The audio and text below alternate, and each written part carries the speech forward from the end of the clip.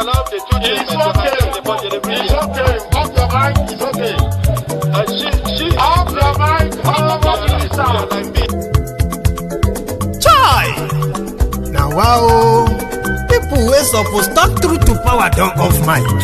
And if we talk, now 500,000 they go summer us, call them hate speech.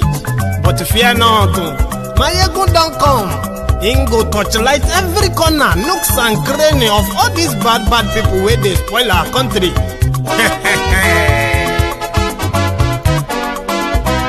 So my people make we laugh, oh yo yo. My ego don't come, oh yo yo. My people make we shout, oh yo yo. My ego don't come, oh yo yo. My ego don't come, man of the masses, oh yo yo. My ego don't come, oh yo yo. My ego diary politico, oh yo yo. My ego don't come, oh yo yo. This one not the off in mind, oh yo yo. My ego don't come, oh yo yo. And in the touchlight every corner, oh yo yo. My ego don't come, oh yo yo. Okay, some people be they holla say they want the power. Chai, them be promise us say we go get light and power. Them hustle sote they can't get the power. But now they know they do anything with the power. Every day, dollar just they get it higher power over naira. Still them talk say make we off mind. But thank God say my ego don't come. So my people make you ladder, oh yo yo. My ego don't come, oh yo yo. My people make we shout, oh yo yo. My ego don't come, oh yo yo. My ego don't come, man of the masses, oh yo yo. My ego don't come, oh yo yo. My ego diary politico, oh yo yo. My ego don't come, oh yo yo. This one not they off in mind, oh yo yo. My ego don't come, oh yo yo. Person where they do evil, no one make person talk. Them say that my egun, that man too they talk. He too they talk. Say my egun diary, he they hot like pepper. But every day then they take money in bulk. Woman picking, they the street they hawk. Still them talk say make we no talk. But thank God say my egun don't come. So my people make you laugh, oh yo yo. My egun don't come, oh yo yo.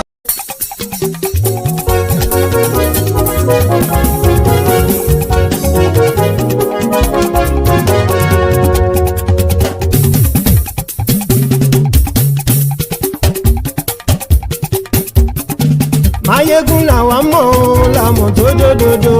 Mayegun diary Mayebi number one.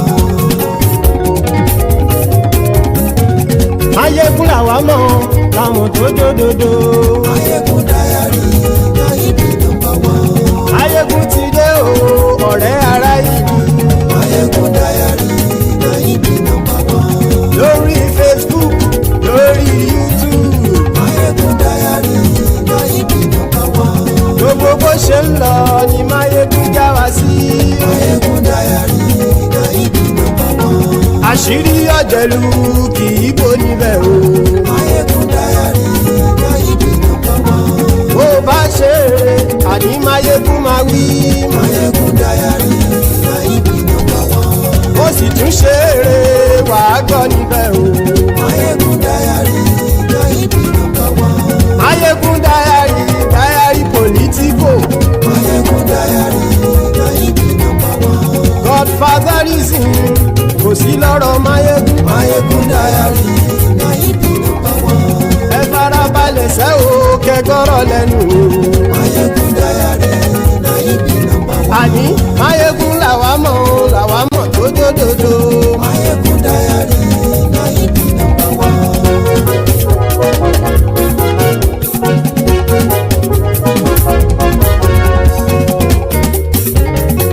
Àní ẹ̀sùn rákì.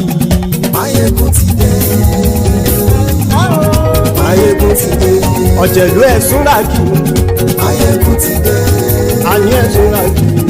Mayegun ti dé. Lórí Facebook. Mayegun ti dé. Àní ẹ̀sùn rákì. Mayegun ti dé. Lórí YouTube. Mayegun ti dé. Àní ẹ̀sùn rákì. Mayegun ti dé. Bọ́ bàbá gbé wúrẹ́. Mayegun máa wí. Àní ẹ̀sùn rákì. Mayegun ti dé. Ijó ìgbádìí yẹ. Mayegun máa wí. ìjọba rúfin o. Máyégún màmí. Àní ẹ̀sọ́ra jù. Máyégún ti dé. Ìgòmìnà kówó jẹ. Máyégún màmí. Àní ẹ̀sọ́ra jù. Máyégún ti dé. Hello there. Good morning to you. Good afternoon to you. And good evening to you from wherever you are joining us. This is Mayegun Live. Thank you very much for joining me.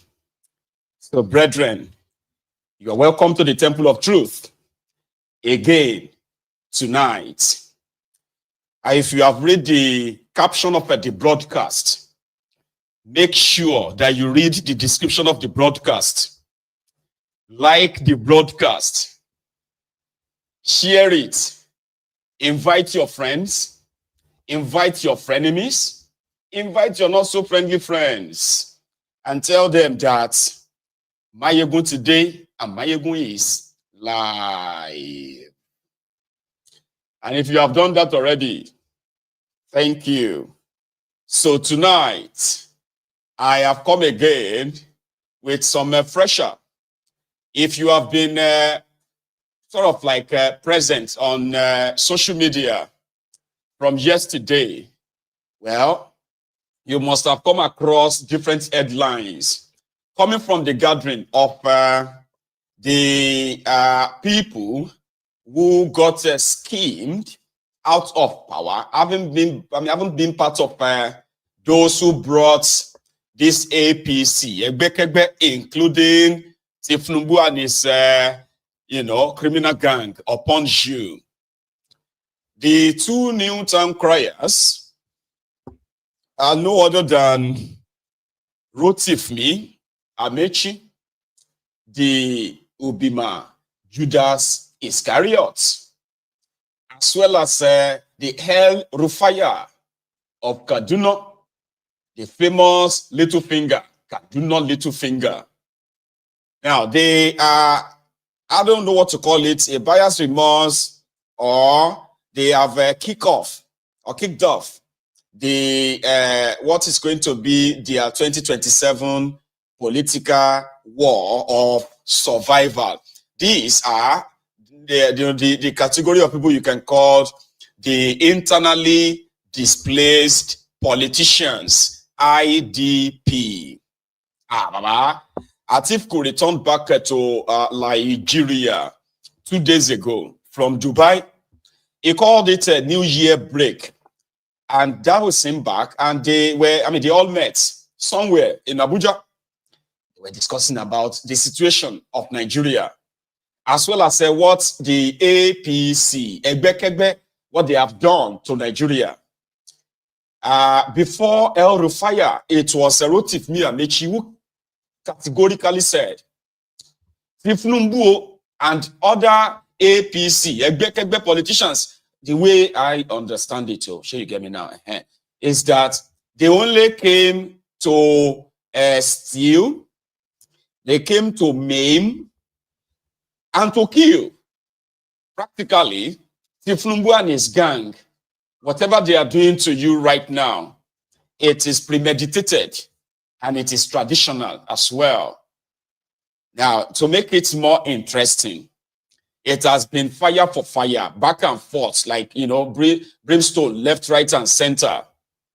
So we are starting with Rotifmi Amaechi's statement. Then we are going to go on to the Kaduna Little Finger's own cries of how the illiterates are now in the position of leadership. How APC, Egbekegbe, has lost its bearing. How it has brought upon Nigeria generational poverty, chaos, division. Also from that one, we are also still going to stay in that northern Nigeria. This time around, it's going to be Sokoto. The Emir of Sokoto has expressed his disappointment in the Yorubas. According to the Sultan of Sokoto, the Sultan of Sokoto, he categorically expressed his heart's brokenness. Because according to him, the Yorubas are known for being so tolerant. But this last few weeks of the campaign for Sharia in Yoruba land, and which has kind of like triggered different negative reactions. According to him, he said the Yorubas who are Muslims are living in bondage, in fear, because what they want cannot be granted because Yorubas are no longer tolerant. We are no longer tolerant of other people's religion. That is the Satan of Sokoto, by the way. Then, and others. But Aleisha, kind of like, thick. So let's get down to it. Omoyele Shoretu has now been granted a 10 million naira bail for calling the police IG illegal police IG. Indeed, he has. His passport has also been confiscated because he had to submit his passport to limit his movement out of Nigeria again. Now, let's start with that of Rotifmi, Amochi, Ubima, Judas Iscariot, the man that came second in the APC, Egbekebese primaries, the one that produced thiefnubu, Kolu as your president, or the APC, Egbekebese presidential candidate, and then eventual Mr. Grab it, snatch it, and run with it. So they have the strategy of grabbing and snatching power. Rotifmi Amaechi also said, by the way, that if any of you think thiefnubu is going to give up power, he didn't say easily. He said, if you think thiefnubu will give up power, or you better think again. Somehow, Sha, they have now started the fire ahead of their 2027. First, the internally displaced politicians, IDP politicians. Let's start with this. I saw the hand of former Governor Rotimi Amaechi up. Yes, distinguished ladies and gentlemen. Please, whatever I say, put the blame on Tambua, because we had together prayed the Islam prayer that we should not talk here at all. And it looks as if his prayer didn't work. That's why I'm talking. Exactly. Says my name Ibrahim. I was going to respond to you. You see, all we hear here is typical Nigeria. Typical Nigeria, and you are clapping. That's why politicians get away with anything. They get away with murder because you have short memory. Short memory. None of you here seated can defend the votes. If you have complained, Nigerians have been clapping for you. The only way Shekarau became governor, do you know how? Because people lined up. When they ask how many people are there, they say over 500,000. No, I won't give 500,000. Announce Shekarau. It happened in Ghana. Before the election of the last president. 2 days, a lot of us were called to intervene. But why did they do that? The people were ready to die. You are talking, abusing everybody. Nobody has power and will give it to you. Nobody, not even me. If you want a pastor as president, can't get one. The politician is there in Nigeria to steal, to maim, to kill, to remain in power. If you think Tinubu will give it to you, you are wasting your time. So when we speak, we forget history. Unfortunately for me, poverty has made me to be part of the political system from when I left university. I left university in 1987, and I've been part of the process till today. You can't wish me away in the formation of APC. You certainly can't wish me away. You can't wish me away in how APC won election. You can't. But the truth is that if some of us did not stick at our neck, say, PDP, good luck, we want to die with you. When they saw that we were ready to die, what did they do? They gave up power. So we have sweet mouth, we'll talk about it, we'll repeat these things every day. Tomorrow they will call you in Lagos, you will go. Somebody told me in Lagos, said, look, Mr. Amaechi, I said, sir, you see these people that gathered here? I say, yes. We called them transport, this, they came. If tomorrow Tinubu comes with the same transport, they will also come. And the final example is when we are pursuing, APC was registered, and I was scared that, look, they may rig us out. So I got the party to agree that we will carry out a demonstration. They agreed that we carry out a demonstration. We assembled at where is that parade ground? Eagle Square. We released some money to go and bring women and all that. I walked in. One time about me, I must go early to know what is going on before people will come. See the women gathered. Guess what they are wearing? Jonathan for president. God bless you.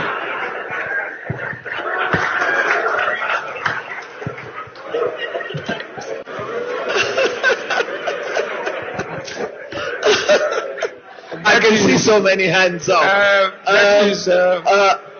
I need to be partial. Let me intervene here.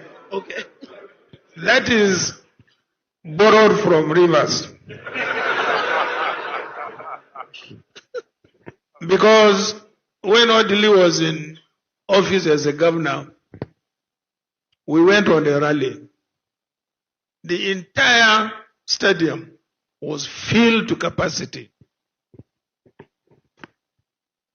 But before we could finish the rally, everybody had left. We were left alone. Then I asked what happened. He said they were paid for only 2 hours.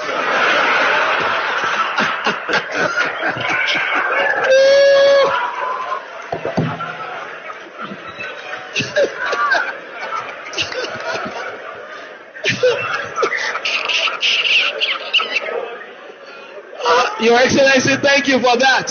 I saw the hand of. So, Amaechi is part of the gang that intimidated Goodluck Sultan out of power.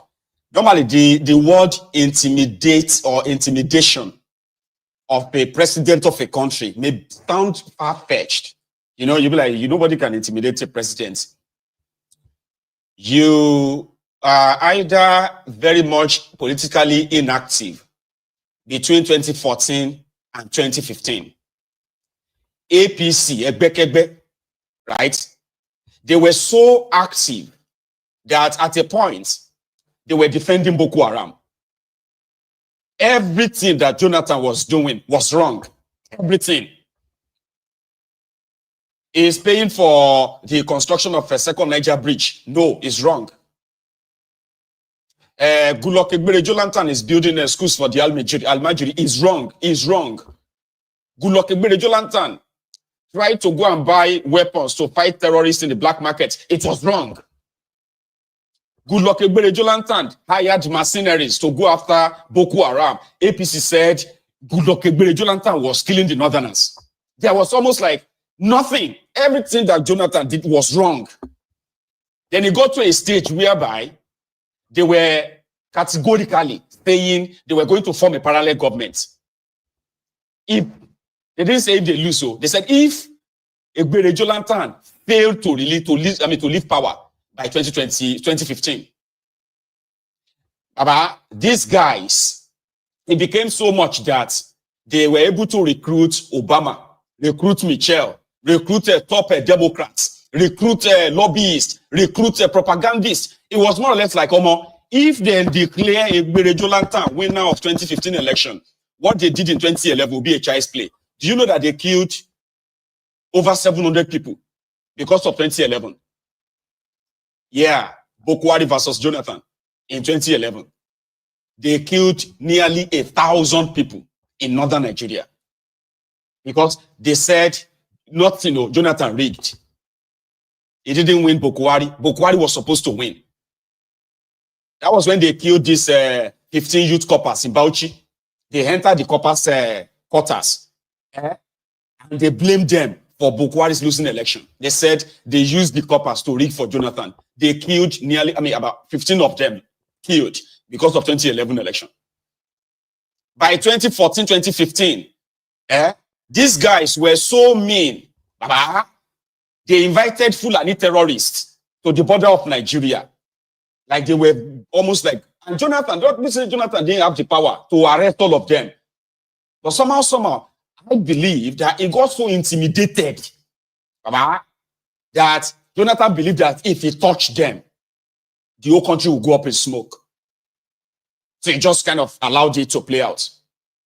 His own INEC chairman is loyal, was loyal. That's a Jagao. It was loyal to these miscreants who now took power and destroyed Nigeria beyond anything.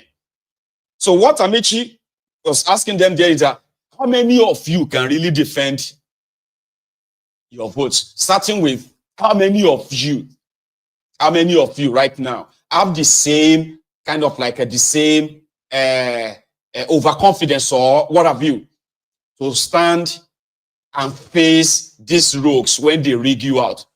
What do you have to trade? What is that thing that you think you can do to force the hand of thiefnubu to know that if you try anything, like if he rig the election, una go chase him out of that place? How many of you can say that? How many? Because that's the point. Because thiefnubu and his gang, they will rig you. And how many of you are ready to actually really face them? This is not defend anything per se. How many of you will be ready? And it's, it may sound funny. The added part was where, what about the people that you think are suffering right now? The same people that you believe are going through hell in the hands of APC, when they give them money, how many of them do you think you can buy as well? Now that Tinubu is there, how many of these supposed poor people can you buy? Because there's nothing called free and fair. The people that are suffering, they are willing and ready to collect 5,000 naira, 2,000 naira to revalidate whatever rigging figure APC is going to put in place. And the judiciary is going to be there.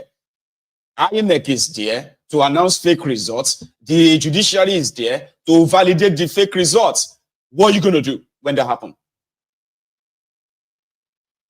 It's a big one. And that was where Hellrufai, that was when he came in. First, he had this to say. I'm a founding member of the APC.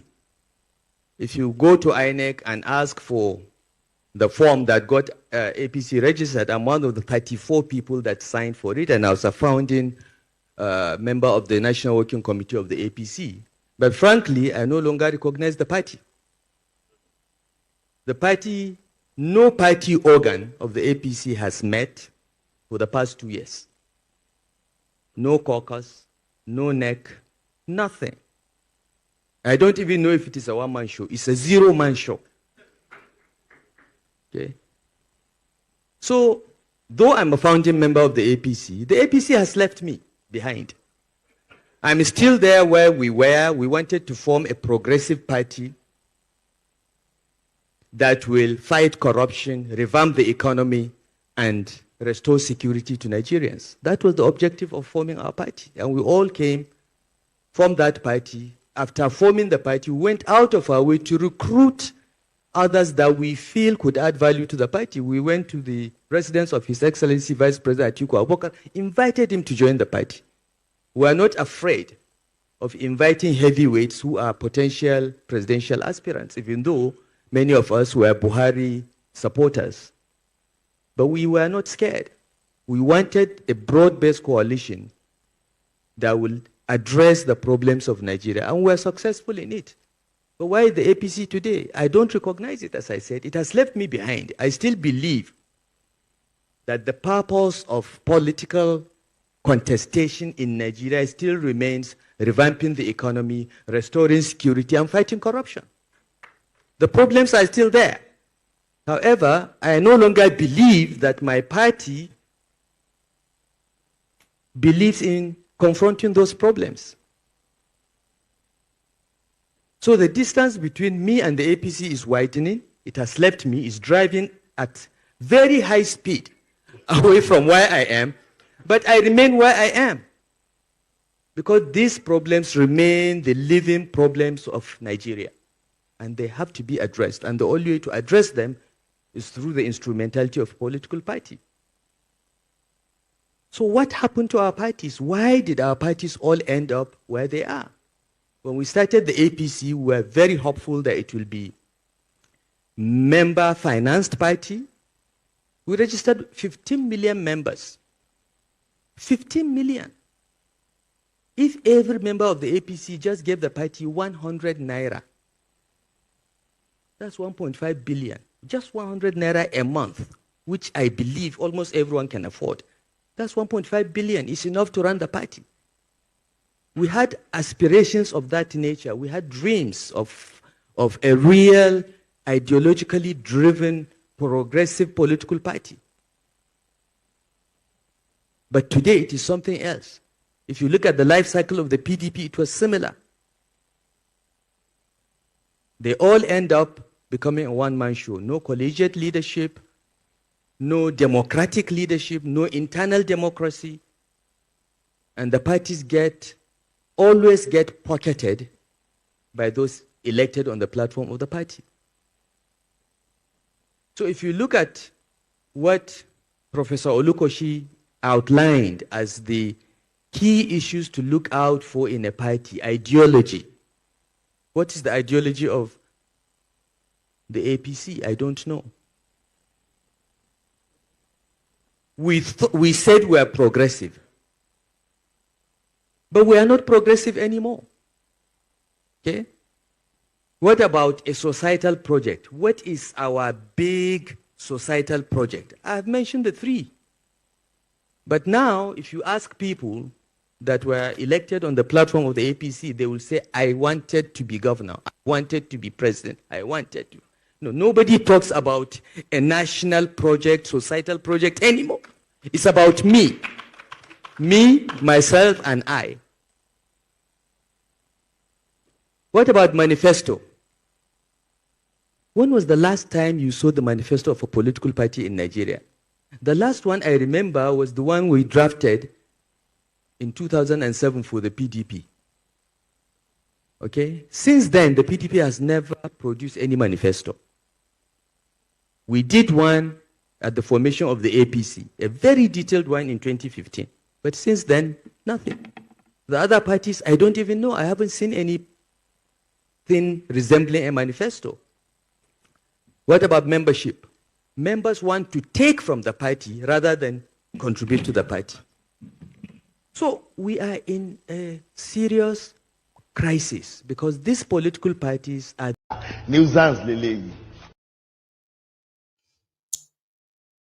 Is God not patient?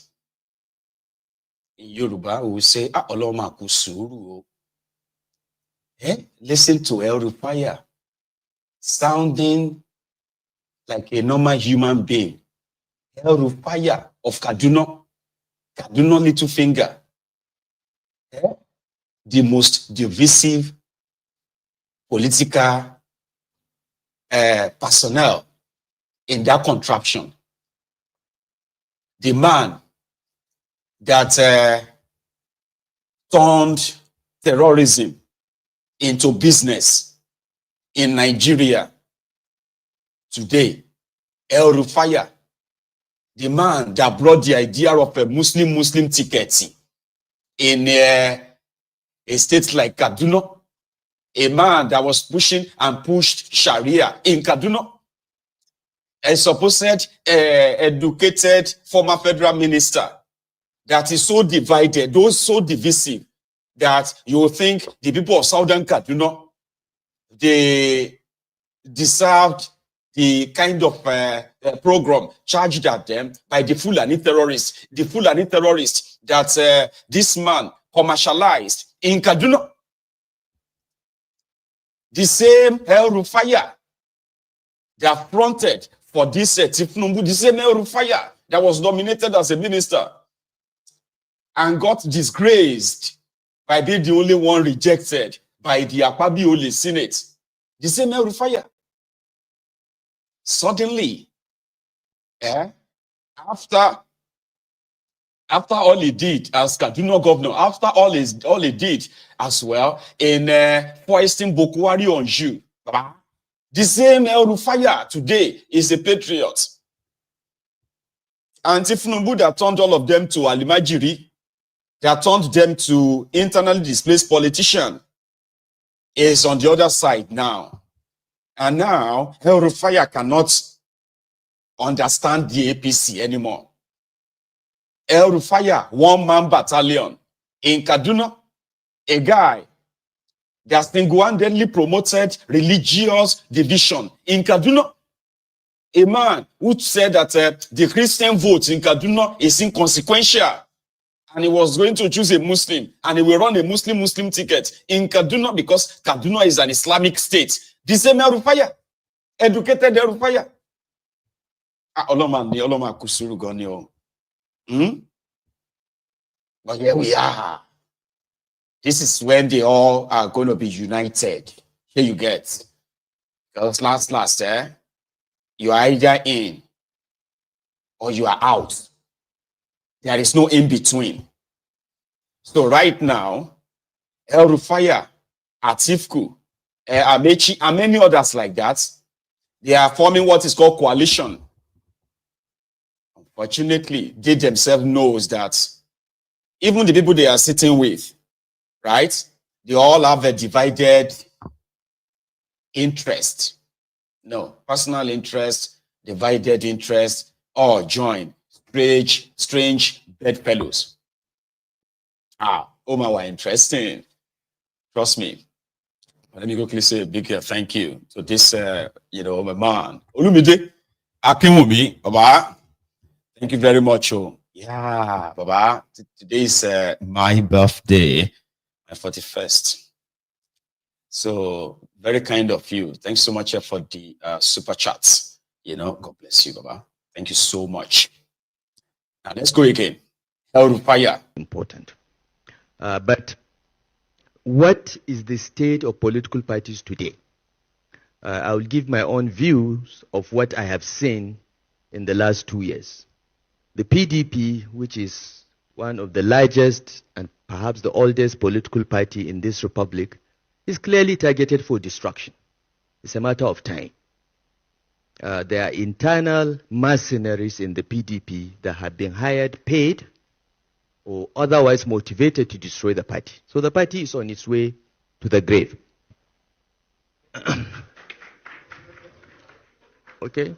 And it's most unfortunate because His Excellency, the former Vice President, was explaining how politicians came together, essentially, put aside their differences to drive away the military.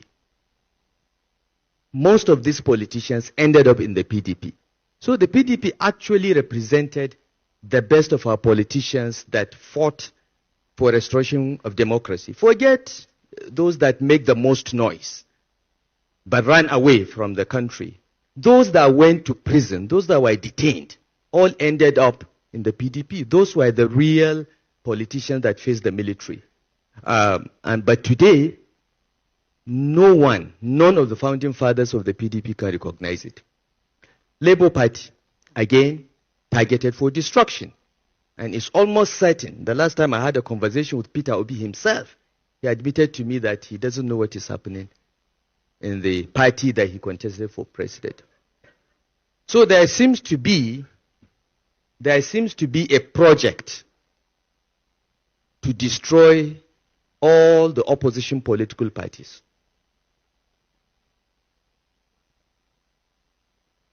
And the only option for the opposition, in my view, is to put aside their differences and come together and create a broad platform that will do the driving of the military again, because we are there almost. So, Your Excellency, we need your experience and skills.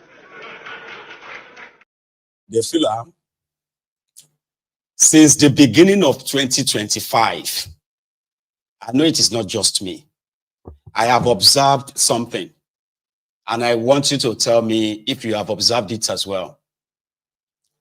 Have you noticed that almost at every political gathering, they have been flying this flag of thiefnubu controls the opposition parties. Thiefnubu wants to break all the opposition parties. All opposition parties have been paid. Opposition parties, the internal scuffle, the internal problems they are having is sponsored by thiefnubu. They, almost everyone has been flying that flag. So, and I don't know, because this is, You know, this is politics, right? This is political now. That automatically gives, or it is giving this vibe that to chase thiefnubu away, the only way to do that is to float a brand new political party where everyone interested in forming a sort of a coalition like what they did in 2014 for APC. You know, they are like muting that idea. Peter Obi says it doesn't even recognize his Labour Party anymore. PDP is finished. As you can see, the majority of the founding fathers are not there, blah, blah, blah, blah. Which other political party? So they have been flying that. And somehow, I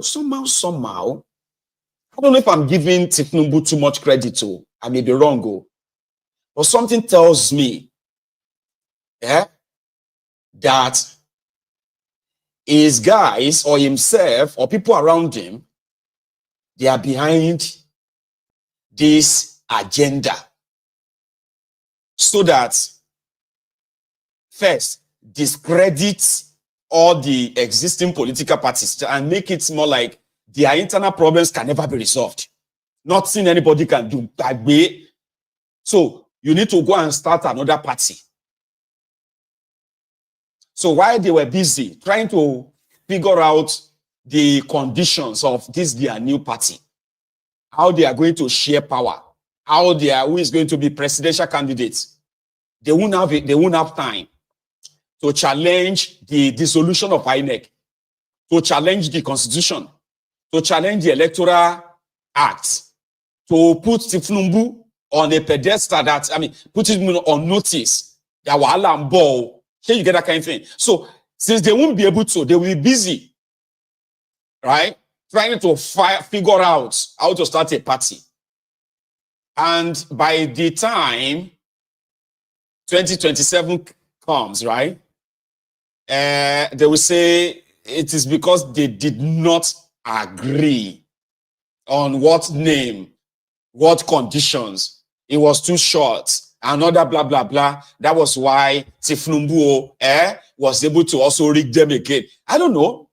I've been trying to play that hypothesis in my head. Like, almost everybody has something to say about the existing party. Yeah, they cannot. PDP is, which is true. Don't get me wrong, but it's pretty much like they can't even use the parties, right? Okay, put it this way. In their 2024 road to form APC, thiefnubu was with ACN, remember? And ACN, I think they had about 7 or 8 governors. They had, was it 8 or 6? No, 6 governors. 6 states. They had 18 senators or 19. They had about 40 to 50 House of Rep members.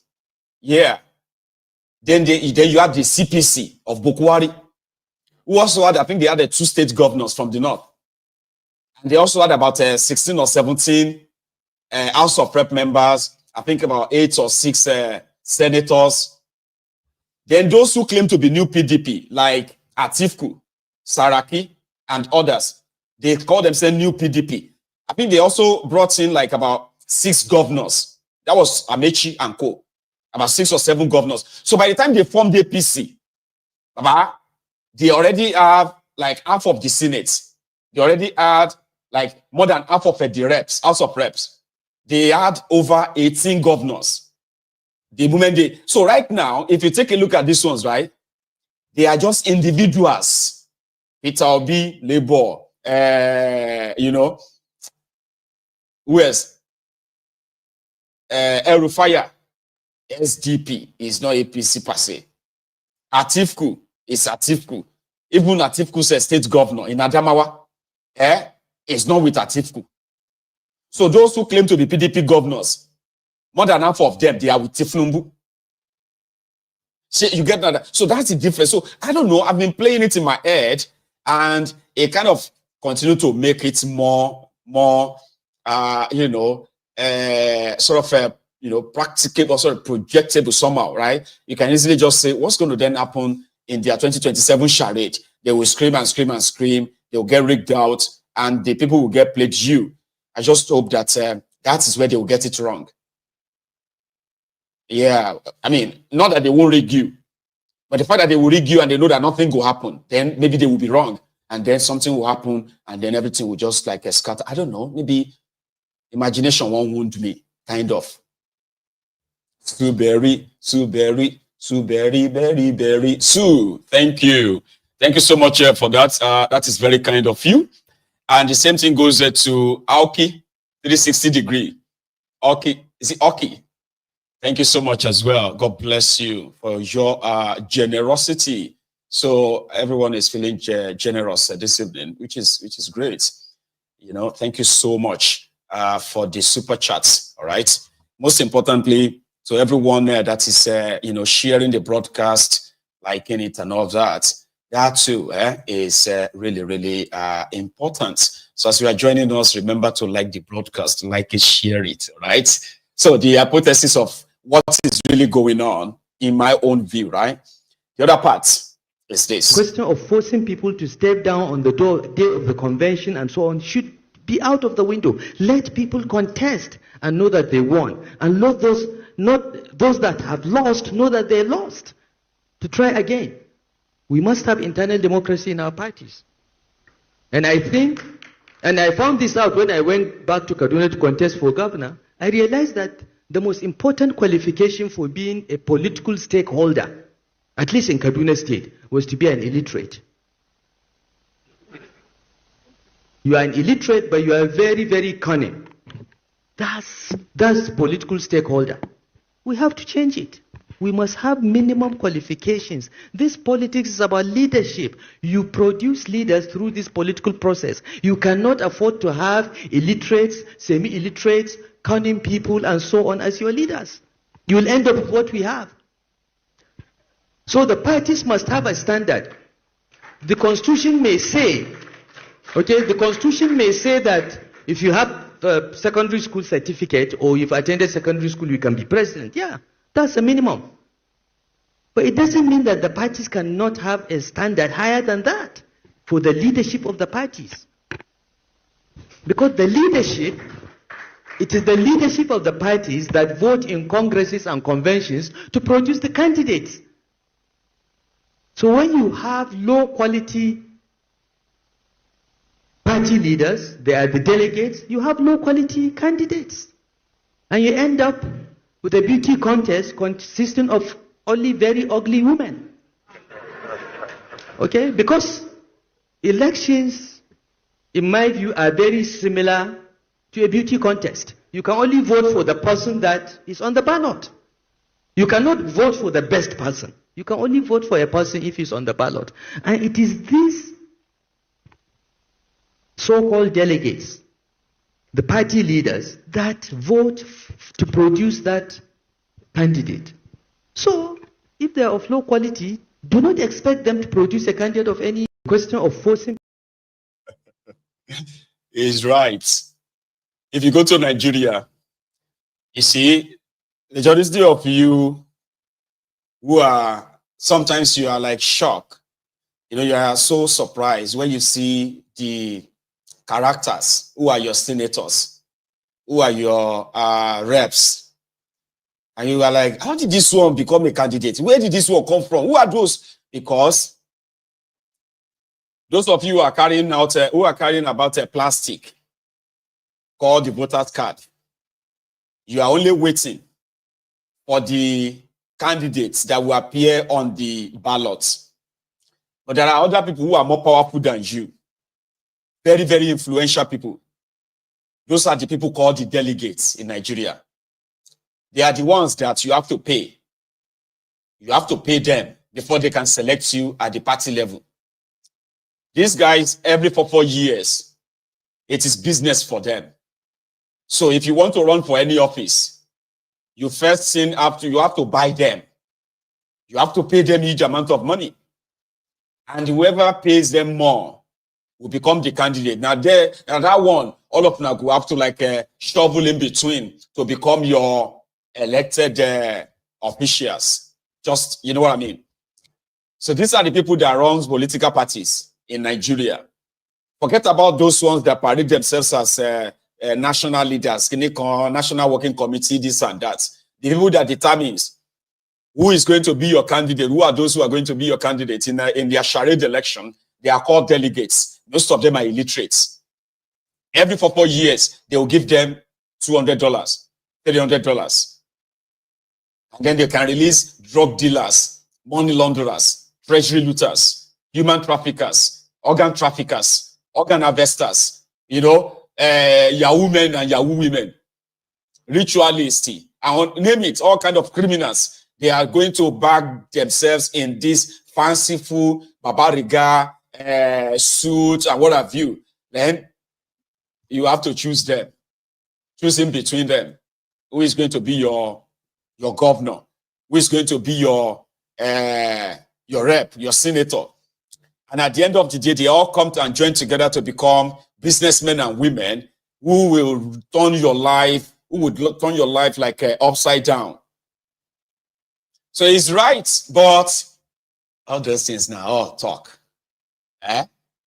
Because what people are saying is, Hellrufai, be honest. If to say today you are a minister under thiefnubu, in all honesty, would you be saying what you are saying right now? Won't you also be like werey, calling everybody that there speaks about thiefnubu, calling them enemy of Nigeria? Is that not what they always do? Like, what about you, Amaechi? Or Atiku, or anybody at all? Right now, they want to rescue Nigeria from thiefnubu, and they need you. Somebody said that they don't need Peter Obi per se. The reason why Peter Obi is relevant to these guys is because of you, the obedient. They know the truth. They know your strength. They know the people behind this, you obedient, disobedient, that home and abroad. They know, everyone knows. So what they want is for your Peter Obi to bring you to their coalition. Sure you get? So that they can have a genuine supporter base. People that are not going to ask them for 1,000 naira, 2,000 naira before they go out there to actually really stand for them. So it's not because they want your Peter Obi to come and be a candidate or whatever, you know. It's not because of that. So, ladies and gentlemen, the heat is on. And right now, every day you are going to be coming across these kind of gatherings. And this is the time you have to keep your eyes peeled like that. Like that. Because people are going to begin to have their emotions manipulated. Suddenly, some of you are going to begin to think these guys, these criminals, they are lovers of Nigeria, and therefore, whatever they have done, they have brought Nigeria to these states, including Kolu and his gang, will no longer matter to you anymore. You are about to enter that delirious, sort of a moment. Okay, but keep your eyes peeled on Mayegun's Diary Political. In the Temple of Truth, we endorse these gatherings because we want to see the entire system and the criminals benefiting from it. We want the entire system to blow up, and we know they would have to be the one to do it. Their greed, their personal ambitions, and what have you will soon clash. So on this platform, it is to remind all of you that when this whole card of House of Cards begins to fall apart, please don't try to save it. Because saving this contraption as it is currently arranged is like watering the flower that represents the weapon fashioned against you. This contraption needs to be broken down. And the only way it can happen is when those who kept it this poor, wretched, when they finally do something to what? To kick themselves out of that sort of influence, tear it apart. Don't help them put it together when that time comes. Thiefnubu and his gang are not going to leave power, of course, not the way they grabbed it, right? Or it may be us just giving them too much credit. Sure, you get now, like we are just giving them too much credit to think indeed they may have such power when they actually don't. So I'm begging you. I know some of you are here because you are one Nigerianist, but one Nigeria is a weapon fashioned against all of us. Keeping it together under this arrangement is like keeping together the weapon fashioned against us. And remember, no weapon fashioned against us should prosper, because we know the truth. Knowing the truth is meant to set us free. Knowing the truth is meant to it's meant to give us freedom. No weapon fashioned against us should prosper, because we know the truth. We know the truth. And Nigeria is a weapon fashioned against us. If the criminals who brought us to this state and do not want to have a conversation around what they initially called the restructuring or the complete breakup of this contraption, then when they finally put fire in the house, please don't shout pano pano. Don't fetch water.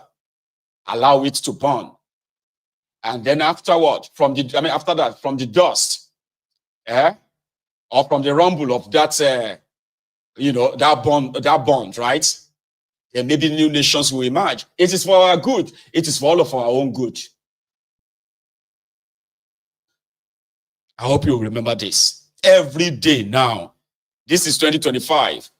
After May 2025, their political drama will start in an effort of lying that they want to save the contraption. Nobody can save the contraption. They all are going to be fighting for their feeding bottle. It's been just 2 years. And out of power for some of them is like a fish out of water. Don't fetch water to put them back in. When that time comes, I will be here to remind you. And you will kind of thank me for it. Uncle Ben, thank you so much. You see, my people are becoming that generous again tonight. Same for older boy. Thank you so much, Baba. Saulu Shola Johnson, God bless you. Fad, thank you. Everyone else out there, thank you so much, all right, for the birthday wishes. Yesterday, when Showore was in court because of what he said about the police IG, I'm coming to that one. Brethren, this issue of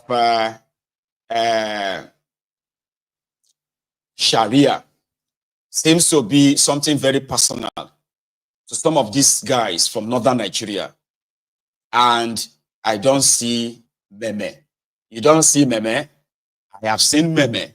I have seen a level of kind of disagreement, including insults upon insults between the Muslim Ronukus as well as the traditional Ronukus.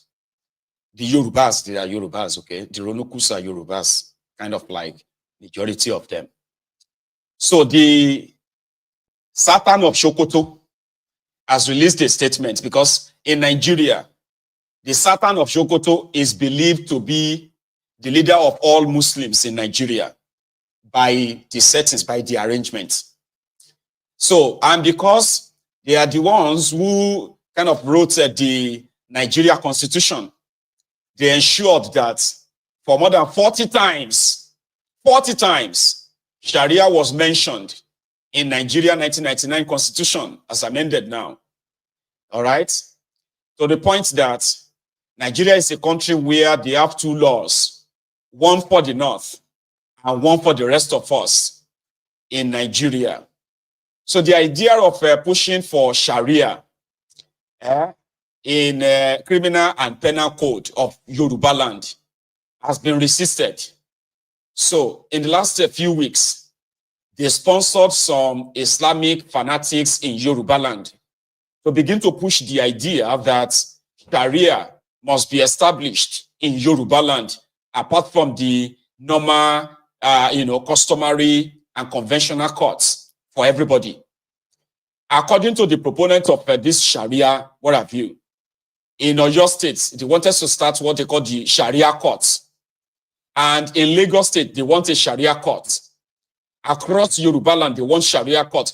But they have met a serious resistance from the majority of Yorubas, including Yoruba Muslims, who are saying that in Yoruba land, the Muslims, the Christians, and the other religions, they are coexisting under the current existing penal code as well as the criminal code of Nigeria. There is no religious court in any part of Yoruba land, not like the northern Nigeria, where they have Islamic courts called Sharia courts. They also have Islamic police called Isba police, in northern Nigeria.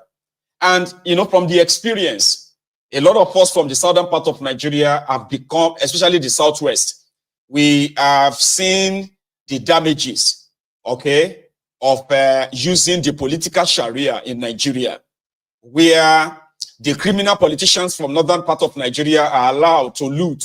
They are allowed to commit all kinds of crimes, including drug abuse, alcohol abuse, and what have you. But the poor people have become the victims. They have been those, their Sharia law has been somehow like forced on.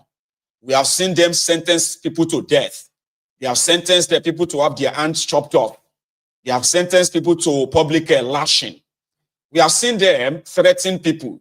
We have also seen their mob, in the name of Allah, burn somebody to death, beheaded the other, or stone somebody to death in the name of blasphemy.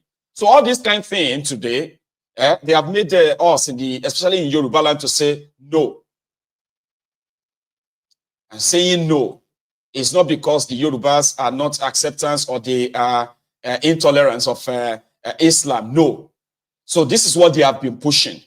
So their Sultan of Sokoto released this statement. Let me read it in parts. Okay? They call it leave and let live, according to the Sultan of Sokoto. So in part, he said, give me a second. The Nigerian Supreme Council for Islamic Affairs, under the leadership of his President General and the Sultan of Sokoto, His Eminence Muhammad Sa'ad Abubakar, CFR, is particularly disturbed about the high state of intolerance and disregard for the rights of Muslims. You did hear him?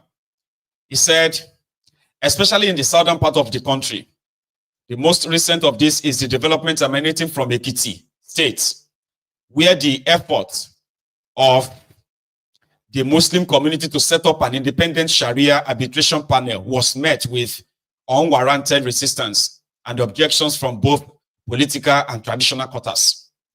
This is coming barely a few weeks after the announcement on the inauguration of a Sharia panel in Oyo State, generated unnecessary anxiety, thereby leading to its indefinite postponement.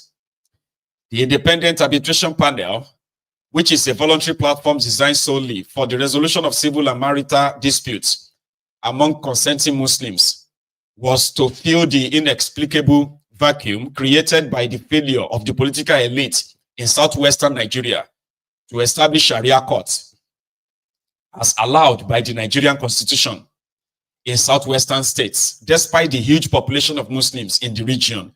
This is the Sultan of Sokoto inciting Islamic wahala in Yoruba land. Are you following? This and other cases, such as the denial of the right of female students to wear the hijab, despite a Supreme Court judgment, are nothing but calculated attempts to prevent Muslims in the region from practicing their faith. Are you hearing that now? That people are saying that no to Sharia. The Sultan of Sokoto said it is to prevent the Muslims in the region from practicing their faith. Sultan of Sokoto is inciting Islamic war in Yoruba land. You follow?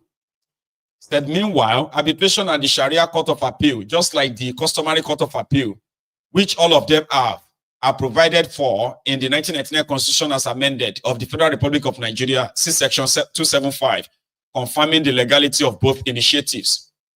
The NSCIA strongly supports the establishment of independent Sharia arbitration panel in Ekiti and Oyo. Ogun killed this Sultan of Sokoto for the purpose so intended, especially where the Muslims in the state have been denied their constitutional right to a Sharia court of appeal in all the states of the southwestern Nigeria.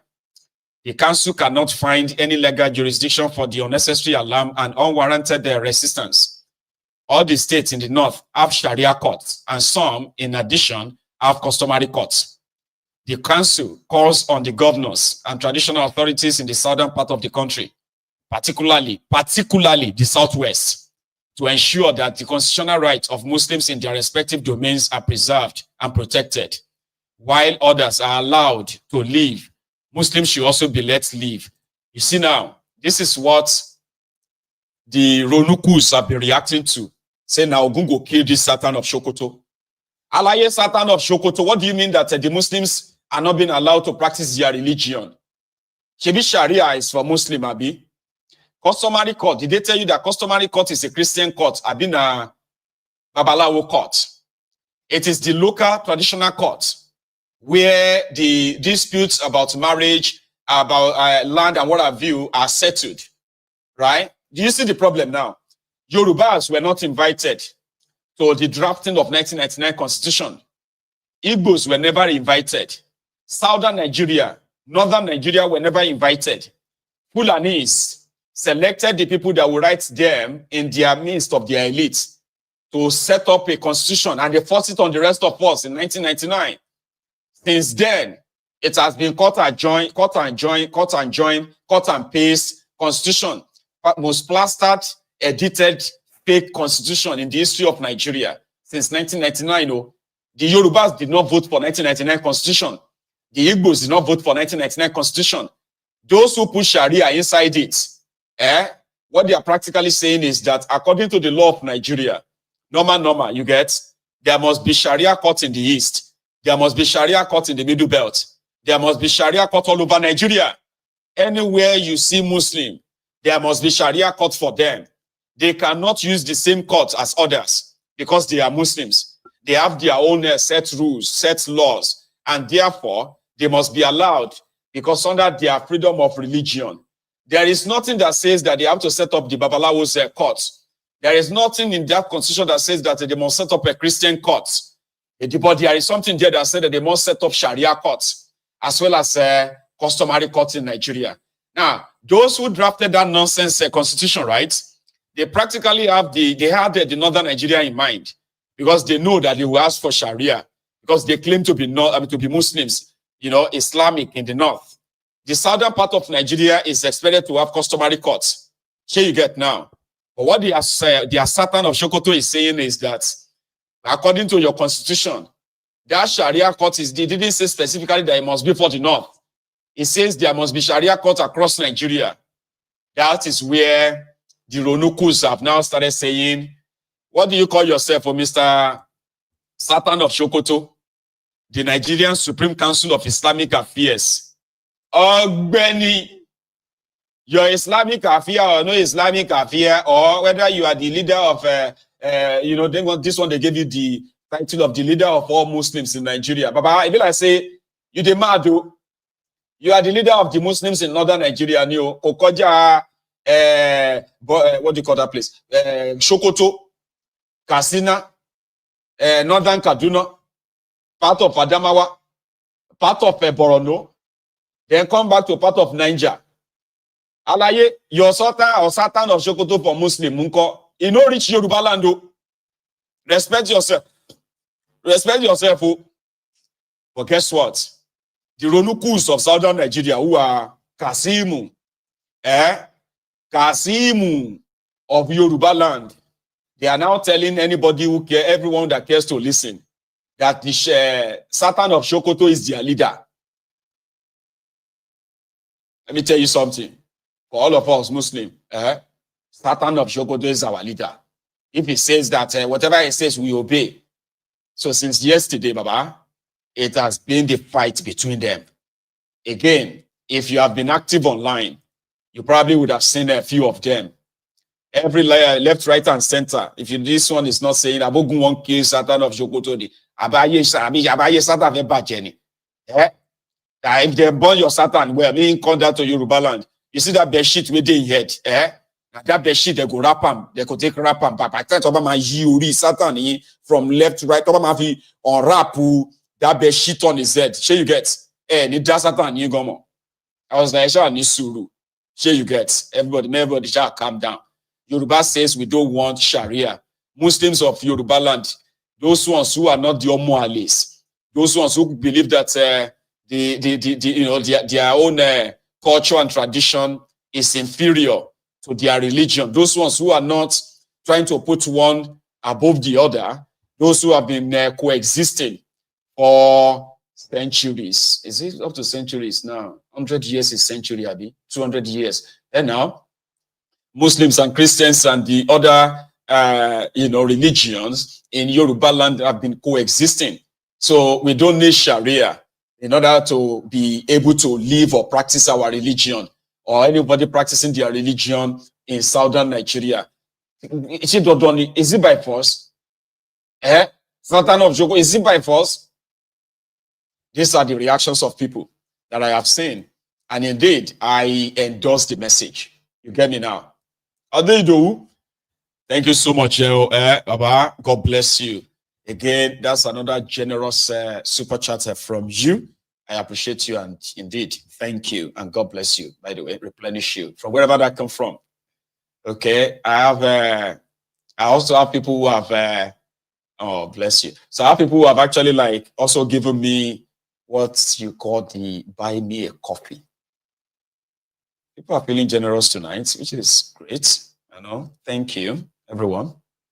So if you are looking for how to use the buy me a coffee link, as somebody suggested here, by the way, so let me share that with you. What you need to do is if you bring out your, if you bring out your phone, turn on the camera of your phone, and you see what you have, this QR code on the screen. I'll show you.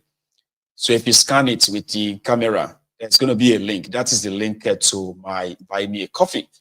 So as requested, by the way, so you can use it. All right. The minimum for a cup of coffee is $5. And I've been seeing people oh, thank you so much. God bless you. So if you scan this barcode on your screen, you'll be able to actually, buy me a coffee or two, right? So that's up to you. So thank you for your birthday wishes. So yesterday, was arraigned or charged to one of the Abuja courts. And the charges include that Showorenko said the current police IG is an illegal police IG with evidence. And that riled Igbetokun up. He became so mad enough that they wanted to lock Showore up. They gave him some certain bail conditions called administrative bail. He rejected that. So when the bail application was finally sort of determined today, they told Showore to get a surety of 10 million naira, right? And also to submit his passport to the courts in a ruling that Showore called an abuse or infringement on his own fundamental human right of freedom and all that. So you get freedom of movement, so to say.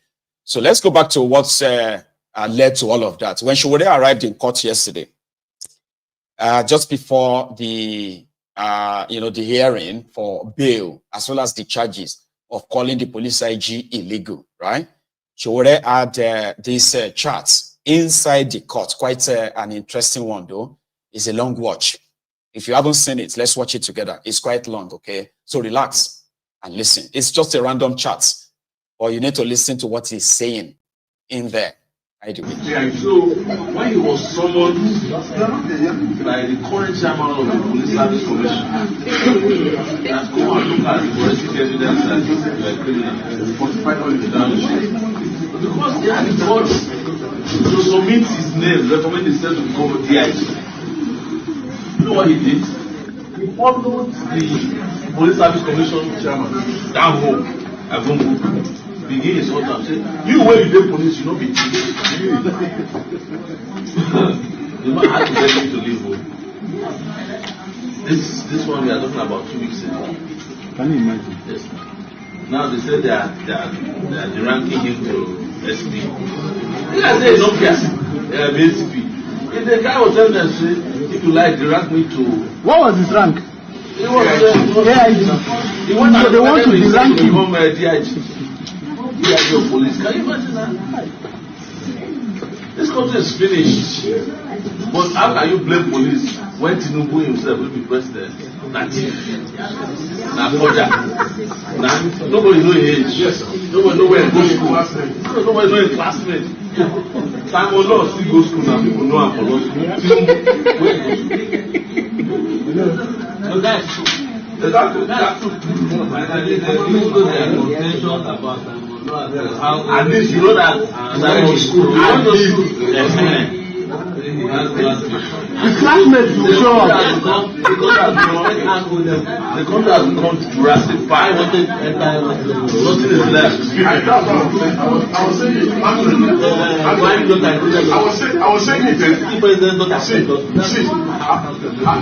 Listen, I was saying it earlier. I was saying these talks that they put in this court this one, the charge and everything. I said people Sabinos cannot do that. People Sabinos now boy. What you just asked the case that the government showed. What stop Samulon, who is the head of chambers in that first legal? What stop the CP legal? What stop? Why should they give to politicians when they talk for themselves? Hey. They will talk for themselves. No, because they don't think so. Hey, they all so close to people. In their presence, they are here. No, follow order. No. They know what I'm talking about now. In Nigerian courts, don't talk. No. Let me tell you, they know what they are doing. They send policemen to do assignments for different regions. If they send the one who don't want to talk to you, now they say somebody they talk to the judge or back. In this court, and I'm saying it without any hesitation, when I was charged for treason, the judge was caught reading WhatsApp message over my bail condition. It's 2019. When the case, when she was transferred, they said, come and try Showor's case again. They said she know they don't Showor's case anymore.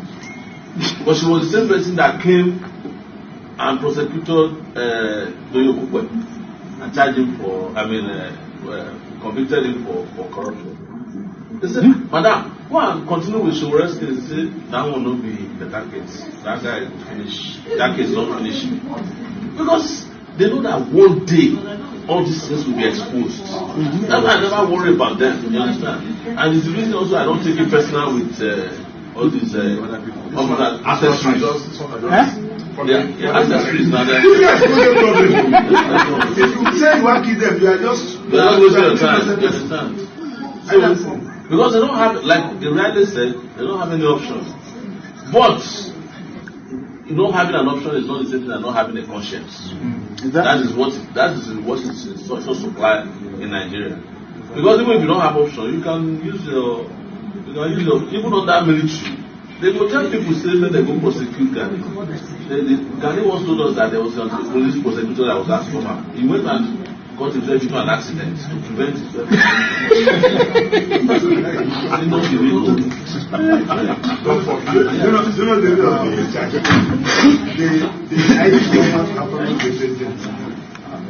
People don't know what was going on. I know many people that call me. The lady show went and that first second and that they say I won't subject myself in that very condition. All those things in the game now. Now nobody will go ID against you. You don't go court. You don't carry everything come back. My problem in the whole thing that is happening in this corner, not with anybody now to say. If you get a proactive judge now, I will ask you to bring all your witnesses by Monday. I'm going to hear this man. Bring all of them. This is a witnessless case. The only witness that I would have loved to have in a dock is that gym instructor. Because only that. way she achieved his life is to set up a gym in Abuja called the Business Center. That's the only achievement. That's the person I would love to be the witness for, to explain to us how, after assisting armed robbers in Kwara State, you even proceeded to become a senior police officer. You know those police officers that were dismissed in Kwara over an armed robbers. It was the Dr. Kule that was in charge. Wow. Yes. Okay. Yes. He got all of them out and dismissed the police officers who carried out the arrests and investigation. All of them are all suffering. So you have a country where everything is upside down, I'm saying this because I'm not looking for bail, you know. That's true. No, you are definitely going to come out. No, I'm out. It's not, you know, what needs to be out is my mind. It's roaming the streets. Yes. Not this physical body. Yes. This physical, I'm even more dangerous inside cell than outside. At DSS, they kept me for 5 months. They can't begin go sharp for call. My Lord, we don't know how Sharia is doing it. He's coordinating from inside the cell. And he said, I didn't have access to phone. Don't be the people when person go steal their pension. Yes, how can civilians steal pension of policemen in this world? They want to go arrest him. They wanted to go arrest him. Police people were. Okay, Abu Rashid. They helped him to reduce pension. The DSS when they wanted to arrest him. This is the person who stole your pension. You know, as of 2 weeks ago, we were fighting over I was the one who uploaded the video of the woman who was carrying about pension. They are all crying about pension. But we are the ones who are trying to help you to get pension so that you don't collect 1.7 million naira after having for 35 years. You know? That is what an ASP collects. When they finish serving for 35 years, they will pay them gratuity of 1.7 million. That's equivalent to what Yahoo Boy spent for 1 minute. Yes. But I'm not here going to be appealing to them that police, you want to help police. Police cannot reduce as it is. I'm telling you, you can't redeem them. All these people you are saying, they are keeping quiet. So tomorrow they will go and ask them to go and break somebody's knuckle. And the person who sent them is enjoying himself. The person who is sent will still come back to the cells to go and meet the person who they beat their knuckle, see me come back them and pick loss. They're injured for when they go arrest them. How can you pity such people? They go pick somebody now, me and Niji, yesterday. They go pick the guy because the guy commented on Facebook. The guy commented say that woman with that guy is the wife with the now. You go to the land and them say, now waiting to happen for you. Of course, they say when you have to them to go and arrest the boy from Guarepa, they kept that one is another disaster we have in that that one don't see how to come. Is it talk? Meanwhile, it's not supposed to be anywhere near any serious business except in the palace where you can Chester. That's why now we just let all this. Is it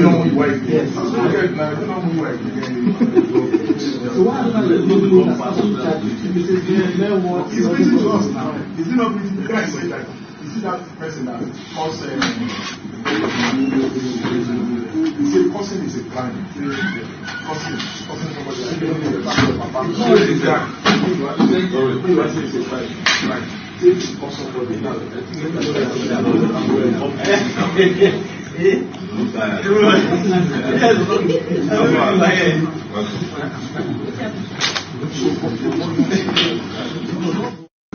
So when he was summoned by He was inside the court. And that's him talking about the rot in that system. And he repeated it more than once. Nigeria is finished.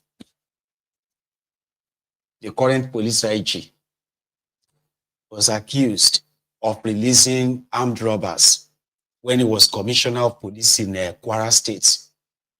He got rewarded to go and become the police IG today in Nigeria. And in order to remain police IG, he had to lie about his age. he had to lie about his retirement age as well. The criminal is now expected to leave in October 2027. He added extra 3 years to his service as policeman. Person with freedom drawbacks in Kwara.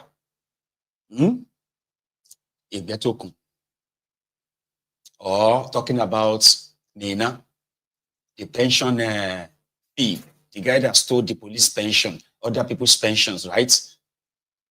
Running into over 400 billion naira. About the day that he was to be arrested by the EFCC, DSS, police officers, they were the ones who protected him from being arrested. And he's already stolen. They wanted to, EFCC wanted to arrest him for stealing their pension, no? But they stood there to protect him. Nobody can save that contraption. So after the debate for bail was postponed till yesterday, on his way out, Showore also added this. I think the whole idea, just like I've said, is that the police have better things doing with their time. They should be in Sokoto, Zamfara, Kebbi, tackling the Lakurawa terrorist group who are killing our military. Instead of all these shenanigans, and bedbox chasing, and it's unnecessary. What we are currently witnessing in Nigeria is completely unnecessary. I'm urging the Nigerian police to stop abusing his power, his office. What he's doing is abuse of power, abuse of office, simpliciter. There's no any other name for it. How can you be because somebody criticizes you? You are using taxpayers' money to prosecute and victimize your critic, because he has criticized you, he has called you illegal. If somebody says you are an illegal IG, you will just ignore him now if you are not illegal. It's very simple. So I don't see why, and this is setting bad precedents for issues around prosecutorial powers. It's an clear abuse of prosecutorial powers. We have just completed one leg of the arguments for today. The police came, charged me for offenses that were contrary to the police service rules 367, which says that no police officer should use the police office to carry out personal vendetta. That's pretty much how that was described. But the IG of police, the illegal IG of police, I'm repeating it here again today, Kayode Egbetokun, is doing just that. We are here to end the charlatanism that has become Nigeria and public office and public service.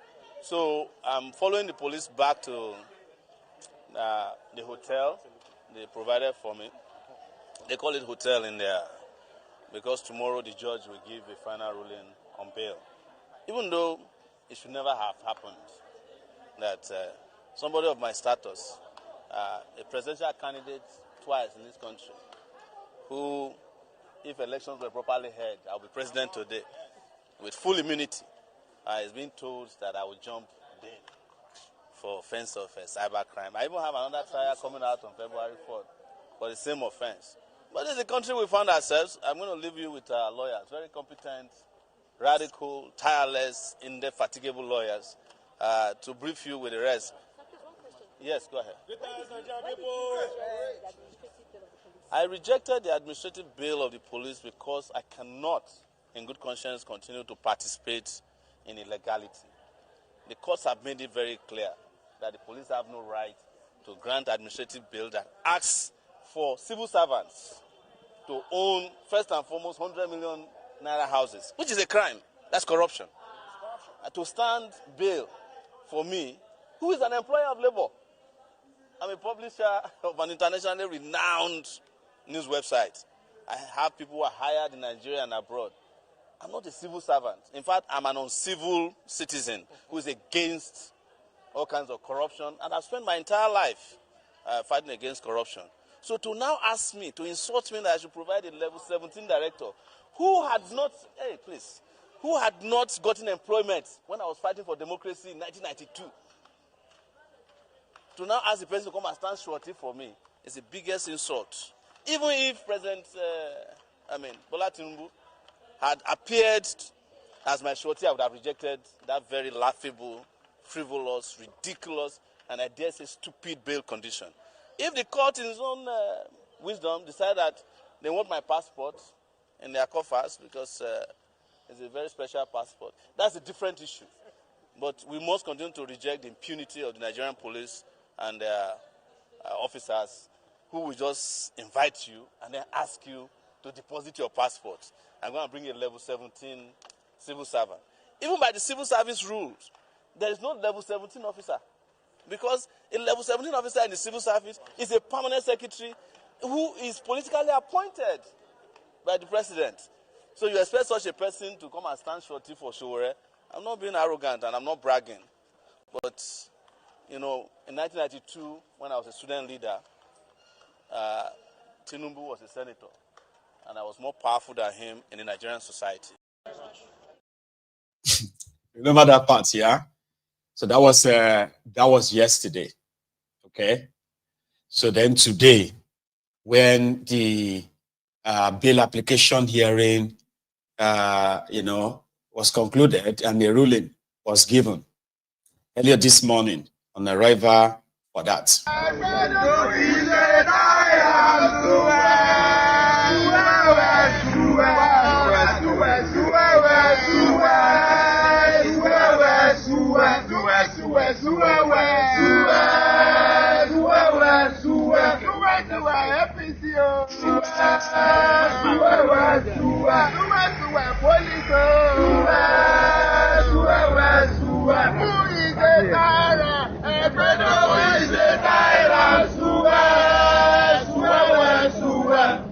Thank you very much, everybody.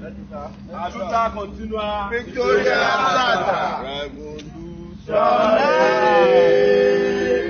Revolution. We want to do something before we go. Revolution. Let's go too small now. Small. Yes, sir. Most of the job of friends can be done on the laptop. Exactly. I'm bad too. Take on President. Well done, sir. How's everything? Where's Master?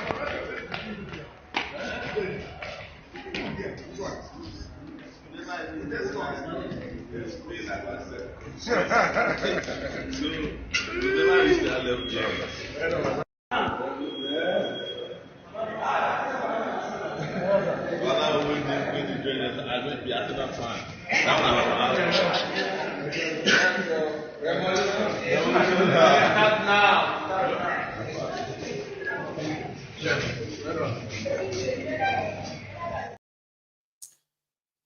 And then, after the the ruling of the court, so they still had to give him a 10 million naira bail condition, submit his passport, and on his way out, which was like almost the first part, right?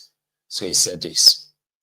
I'm trying to get through it now, to burn through to kind of get through the rest of the broadcast, because I have burned through my time again, and I intend to take calls tonight. I want reactions to the first part of this broadcast, remember? So here, Showore coming out of the court today. Property of the police. In fact, it's not the property of the judiciary. These are all abuses visited on us as citizens. I work internationally. I have my family based abroad. So restricting me to Nigeria by seizing my passport is not only targeting me as a person, my liberty, you are targeting my integrity, my dignity, you are targeting my family, you are targeting my existence. They want to force me to become a kidnapper. But I'm not going to become a criminal because they don't want me to work. For 5 years, between 2019 and 2025, when they withdrew their stupid treason charge from this same court, interestingly, it's the same guy that read my charge to me in 2019 that read the charge again yesterday. The same court registrar, same guy. So I was looking at him like, you should have told the judge who you are dealing with now.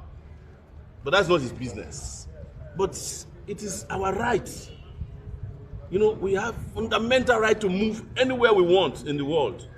That passport It's just the license to make that trip. And nobody should be restricted from doing that. But like I've told you, I'm a digital citizen. Whether I have a passport or not, I move. Keep moving. Maybe we'll speak on behalf of gentlemen of the press. Gentlemen of the press.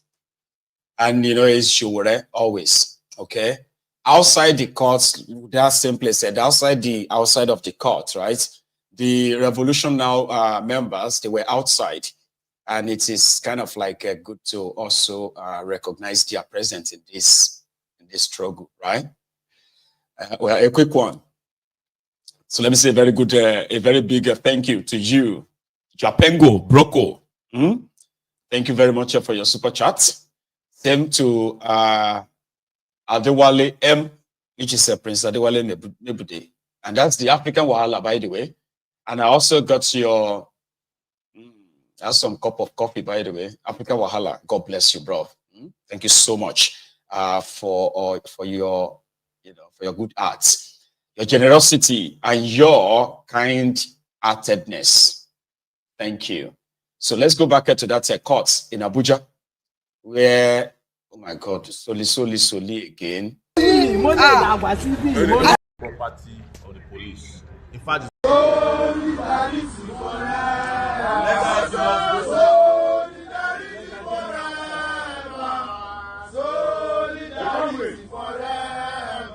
we shall always fight for.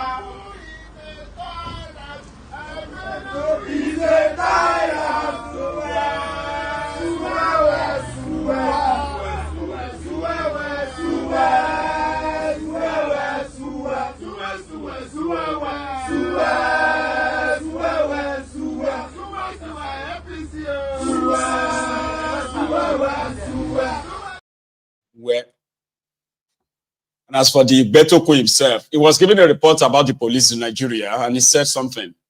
He said, the police in Nigeria is currently poorly funded, and also that only 20%, I'm not sure whether he said only 20% of the police in Nigeria have life insurance, or only 20% of the vehicles, the police vehicle in Nigeria have insurance. I don't know which of them. It was reading something from, from a prepared speech to the press, the journalist in his office. Let me share that with you. I have listened to your request, Mr. Commissioner, and I want to assure you that we are on the same page on this. The third-party insurance is the minimum level of insurance cover that is required by law. Section 68 of the Insurance Act. And of course, Section 3, 1 and 2 of the Motor Vehicle Third-Party Insurance Act make it mandatory for all vehicle owners to have a minimum of the third-party insurance before they put their vehicles on the road. It's a requirement for roadworthiness of vehicles on Nigerian road. The enforcement of this law has been part of our daily enforcement activities in Nigeria as police. Regrettably, the Nigeria Insurance Association reported that less than 30% of vehicles on Nigerian roads are insured. That's a challenge to us, and I want to assure you that we have taken up that challenge. We are going to increase our efforts with respect to enforcing this law. This law protects all Nigerian citizens from damages and injuries they suffered during road accidents. So it is in the interest of all Nigerians that we pay special attention to the enforcement of this law. And I want to assure you that from 1st of February, like you suggested, you are going to see increased efforts in the enforcement of this law.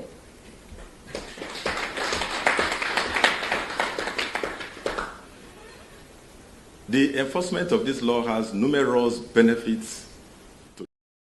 See, there is more, but I only have just about 20 minutes to wrap this up, ladies and gentlemen, before we then take calls, remember? So let's quickly stop by in Rwanda, or in Rwanda versus, because things are getting more and more interesting now, okay? On this issue of Eastern Congo. It is believed that the Congolese government, under the Sekedi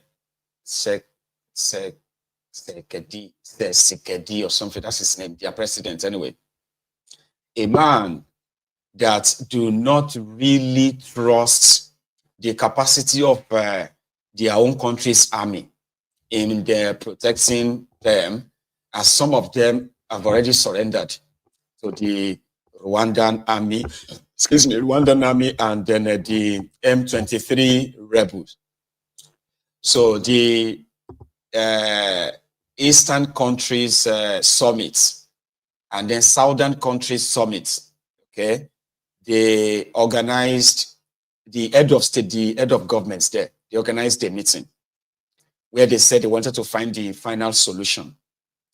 In their proposed solution, it was like the M23 will be invited to the table to negotiate in order to bring to an end this crisis.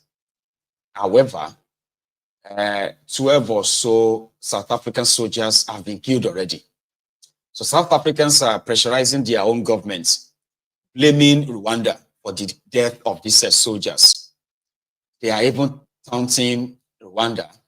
Taunting Rwanda that they are going to invade, or they should invade Rwanda.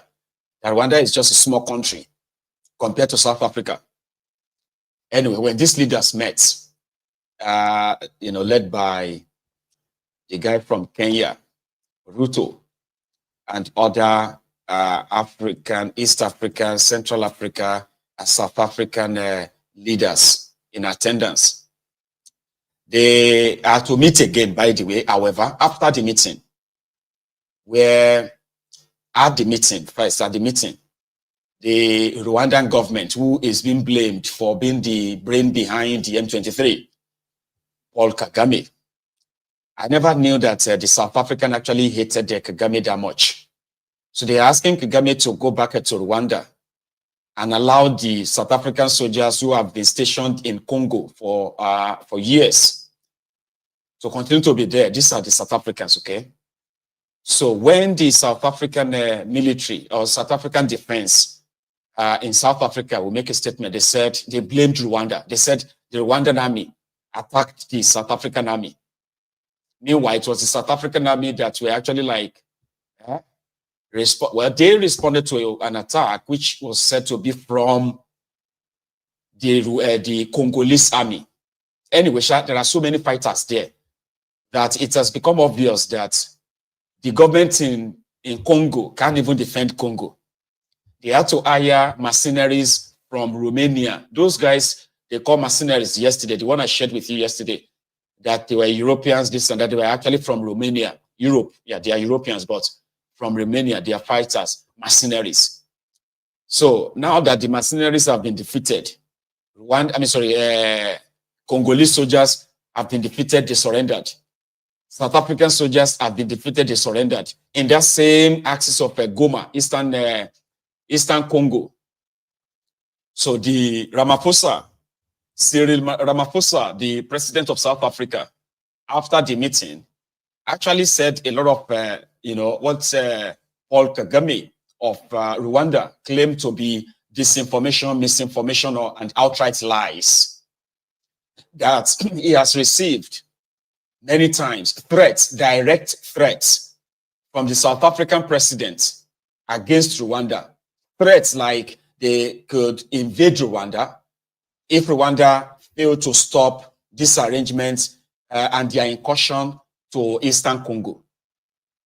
So a threat that Paul Kagame clearly, in clear words, said they wouldn't mind if South Africa want to go that route, right? That they wouldn't mind to actually take them on that. Everybody is trying to make peace. South Africa can't even speak and say they are peacemakers in Congo. They are not. Now, in his words, Paul Kagame, let's start with this concerning these threats. Okay, hang on. I think we should first let him tell us what in his word is really going on, why Rwanda is involved with the M23 to liberate Goma, and why the the people called the rebels, they are actually the indigenous people, comprised not just a Tutsi, comprising of other ethnic nationalities or tribes from the eastern part of Congo, who formed the army of the M23. In his words, for the last 2 days, on Monday and today this morning, I spoke with the president of South Africa, who sought me out to speak with me on this matter because of their involvement in Eastern Congo.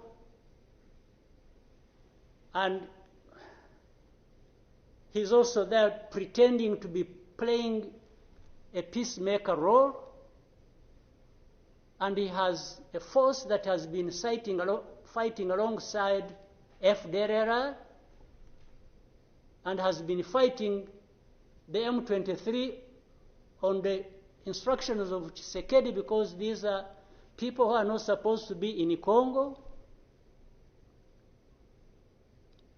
that these are from Rwanda, or the M23 are not Rwandans, please. These are Congolese, and one time he accepts it, then another time he says no, part of it is yes, and then the other part is from Rwanda, and these are he keeps on going. And how do we, leaders of our own countries, accept this to go on forever and just accept that we shall be manipulated by Tshisekedi or whoever is supporting him? And South Africa dares even issue threats about what is likely to happen after that, and so on and so forth. Of course, we will see what threats they are talking about. Maybe they should have done that exactly for which they have been issuing threats. They should have done it to clean up the mess in Eastern Congo, or to fight back those who have been trying to clean up the mess. So then you have the whole international community just confused. They talked about Rwanda, they talked about the Nairobi process. Honestly, even here, maybe you will help me understand what all this means.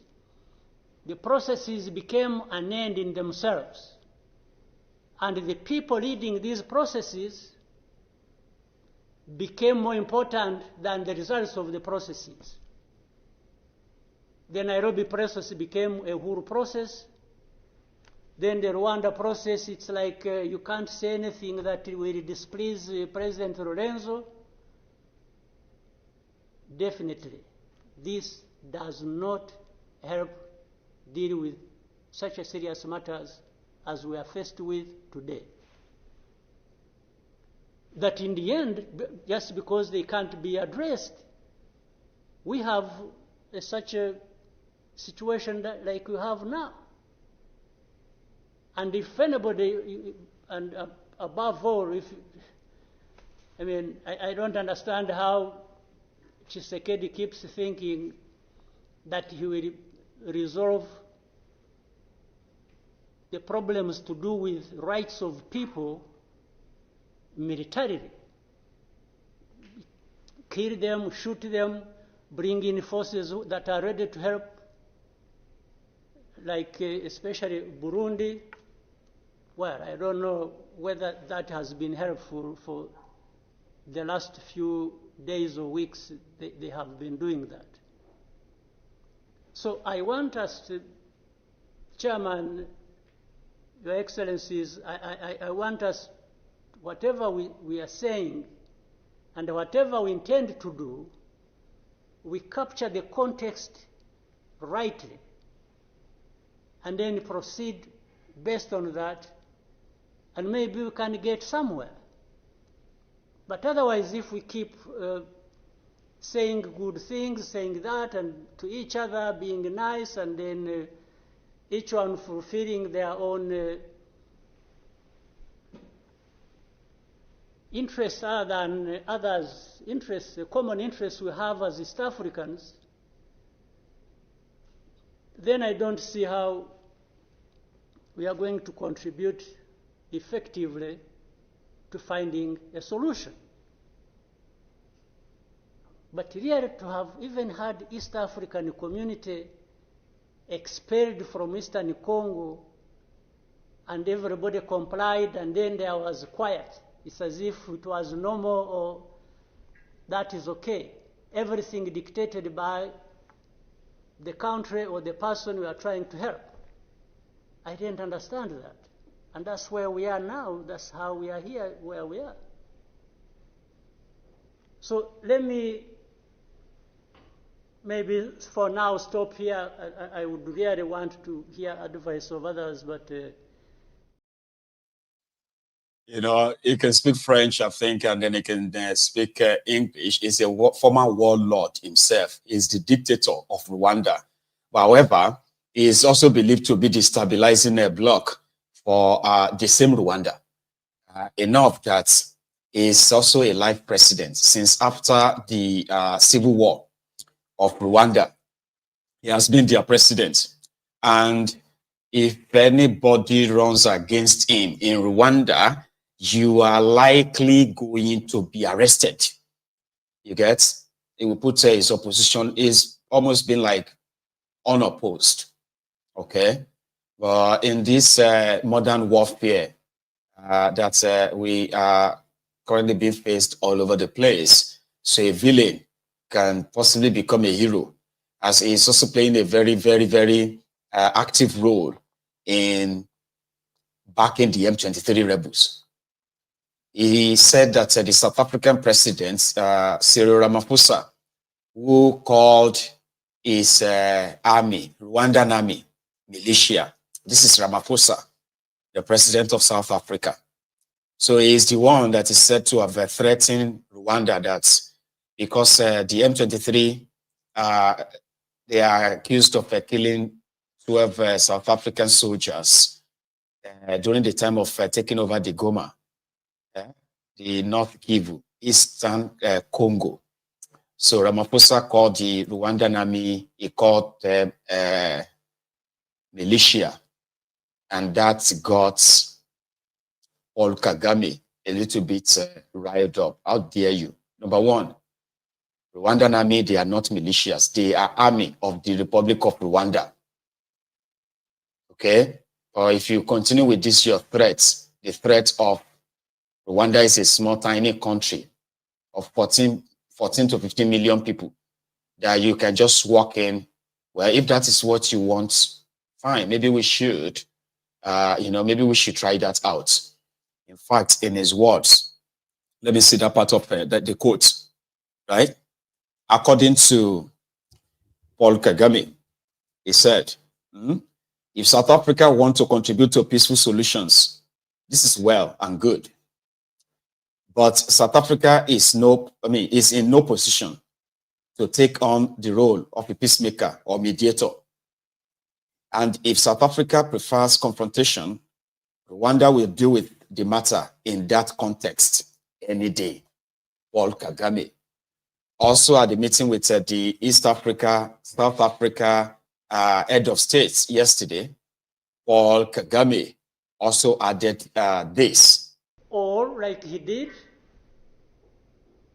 he didn't want East African community because they were not doing things the way he wanted, even if it was not right.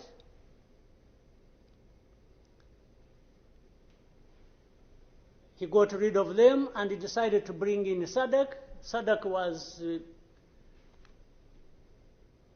without any question, coming to assist Tshisekedi to fight alongside FDLR, these murderers of our people here in this country,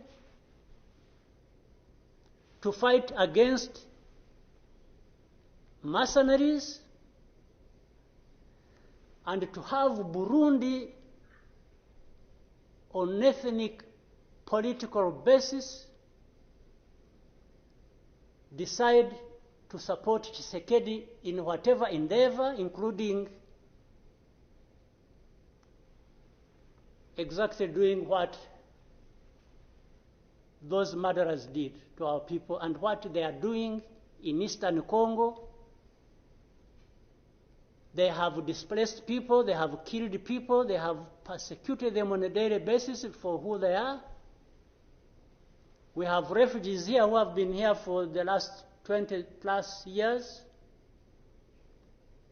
just dislocated from Congo and sent to Rwanda because they say these are ethnic Tutsis, and therefore they belong to Rwanda, they don't belong there.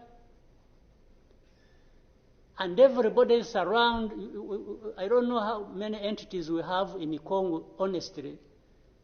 We have MONUSC, we have SAMI DRC, we have mercenaries, we have Burundi, we have FDLR that has joined them.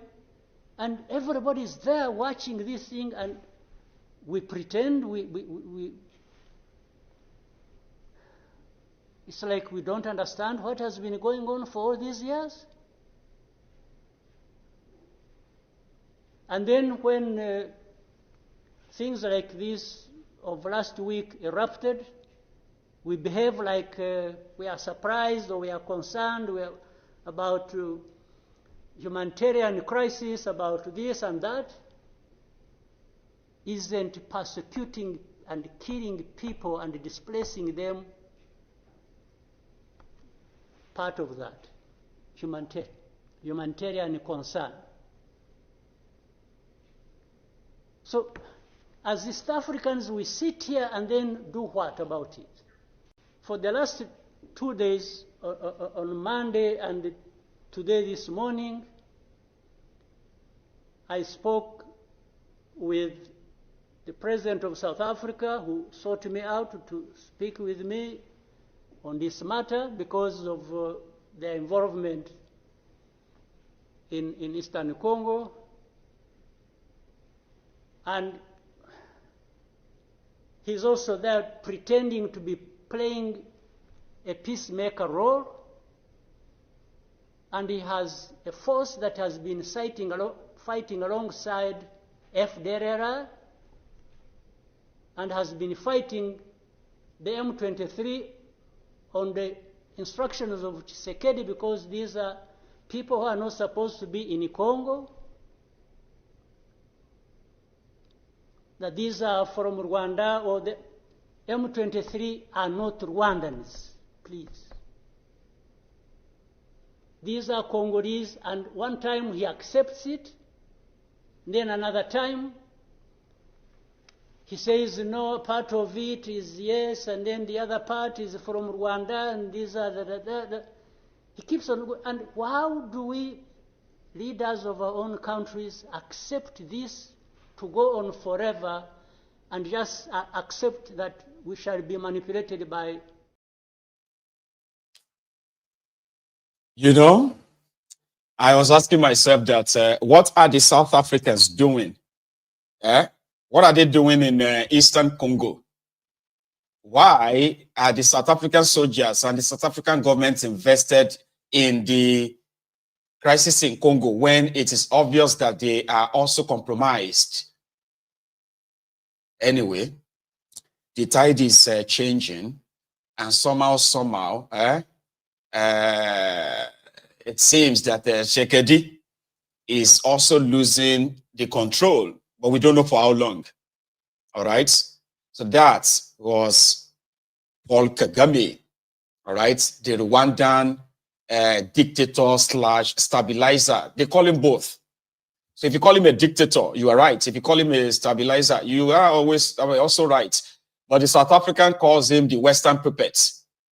They said that he's being popped up by the West that are giving him weapons. And that is making him feel like, you know, he's fly, he's like he's arrived, blah, blah, blah. Anyway, if you go onto social media, you will see a lot of these exchanges. And yes, yesterday's meeting between all these head of states was where Kagame was making these, all those, utterances that you found. I mean, you saw, just watch there, right? Let me say thank you to Neyo. Neyo, my man. Thank you very much for your super chat as well, all right? Thank you. Same goes to Lee Babs. I don't know if Lee Babs is in the comments, by the way. I know he's watching. Anyway, bye-bye. Thank you very much. And that is also lots of coffee. You see, if I tell you how much cup of coffee that people can sometimes buy for me, and I'm like, and if I'm to be supplied a cup of coffee every now and then, I'll probably spend hours here. I know the idea of buy me a coffee is kind of like, it's posh, right? It's like it's some level of a class, right? Then you are like in one night, right? When people are very generous, so I'll get like 20 cups of coffee, and I'm like 30 cups of coffee. I'm like, imagine if I have to be taking coffee every day like that. Baba, I will just be like this 24/7. So you know, that kind of thing. So thank you so much, everyone, for your generosity. Okay. So while I was coming back from Rwanda, brethren, I saw Shehu. I don't know what to call it. Is he a meltdown or is just a Shehu being Shehu? I'm talking about SK Shehu Kuti. First, it was reacting to that supposed expose of Adams or Adamu Oshiomole, who said that the retired generals in Nigeria are responsible for the stealing, for the illegal mining, which is like the stealing of the mineral resources of Nigeria, precious stones, blah, blah, blah. He reacted to that.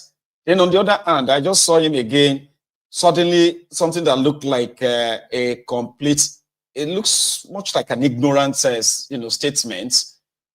And it was about Ngozi Okonjo-Iweala. But the first part, which, it's a bit reasonable, about Adams Oshiomole. Watch this. Ancestors know that there's nothing we can say to it. If we cannot name one general, imagine they can be 10 or 5 generals.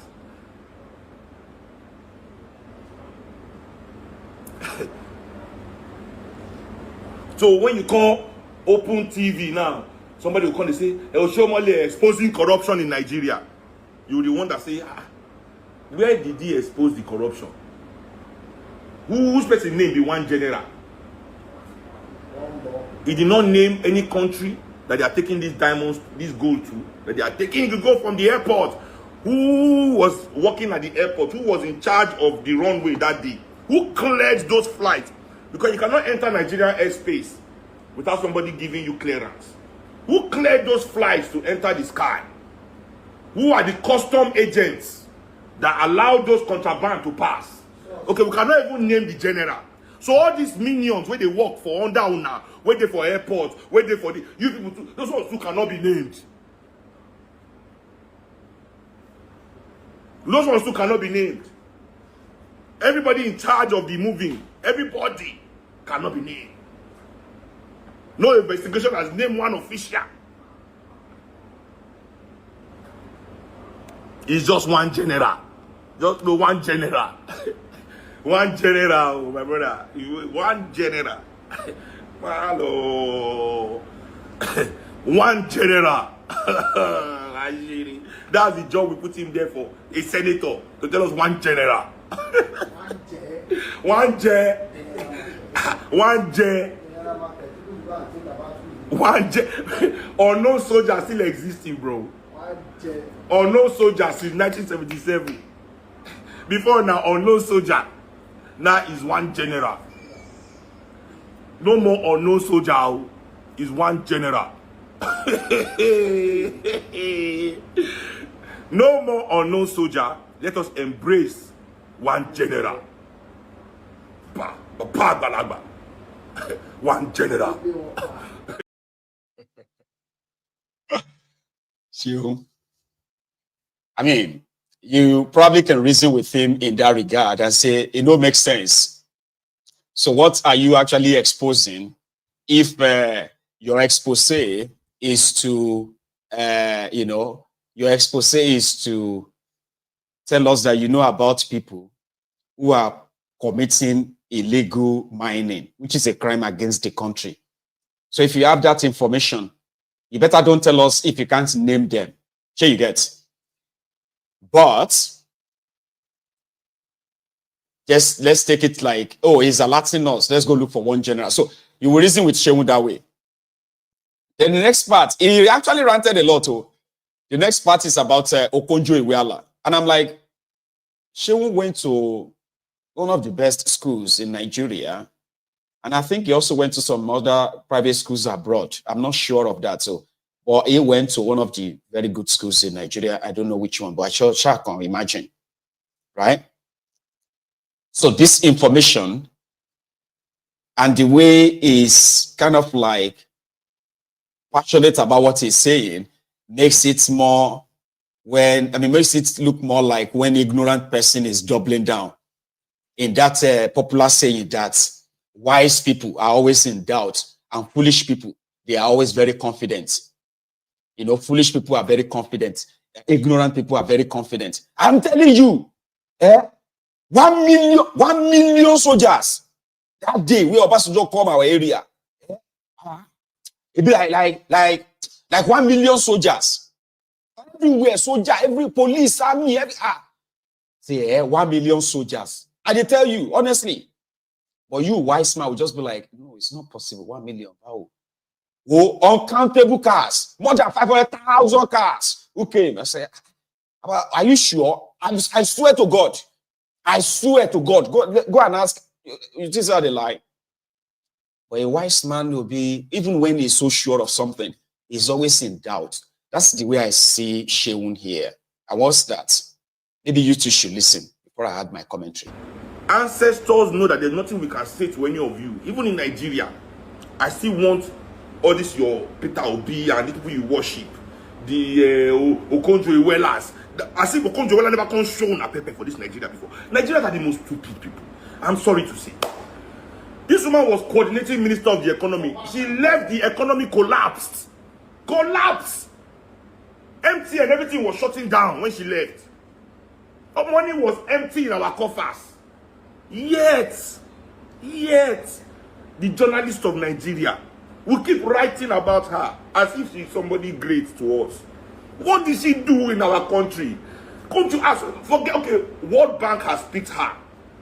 Definitely she has done something to impress people that work, that own World Bank, that control World Bank. She has impressed them with something. So fine, that's good for the World Bank people. You, Nigerian, what is it she did for you? What is it she did for you? Is it the time that she said we have to privatize? Now, don't forget, this disco is the second privatization. That Yaradua had to come and reverse her privatization.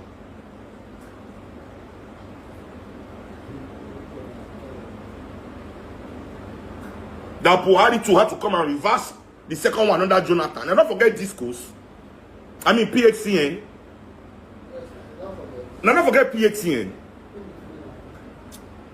They took The woman say our infrastructure of our electric infrastructure was worth $3 billion. $3 billion. But it was too broken down to sell. It was too dilapidated. They can't use 9 billion. This country really call for this country. $9 billion to renovate the whole thing. After she renovated and finished with 9 plus 3, that's 12. She sold it for 3. So what? The value will increase. The value don't increase, oh my brother.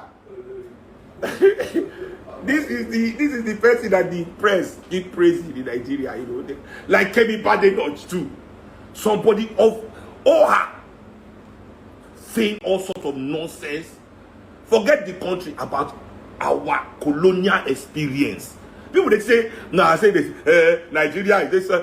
Forget that one. Forget that one. She said the worst thing we all Europeans for colonizing us. Yet, journalists in Nigeria will praise that kind of person. If she come Nigeria and come contest for any position, all these Nigerian professionals, she don't need to read. All these Nigerian professionals, all the bankers, all these their workers, all the Christian people, what is it they know? Because white people don't put her somewhere. Because white people have put her somewhere now. They will say, hey, she's the best to be in the place for black people. That's what they will carry. Nobody say. That's what they will say. I go carry and I go put her in jail because now no get sense.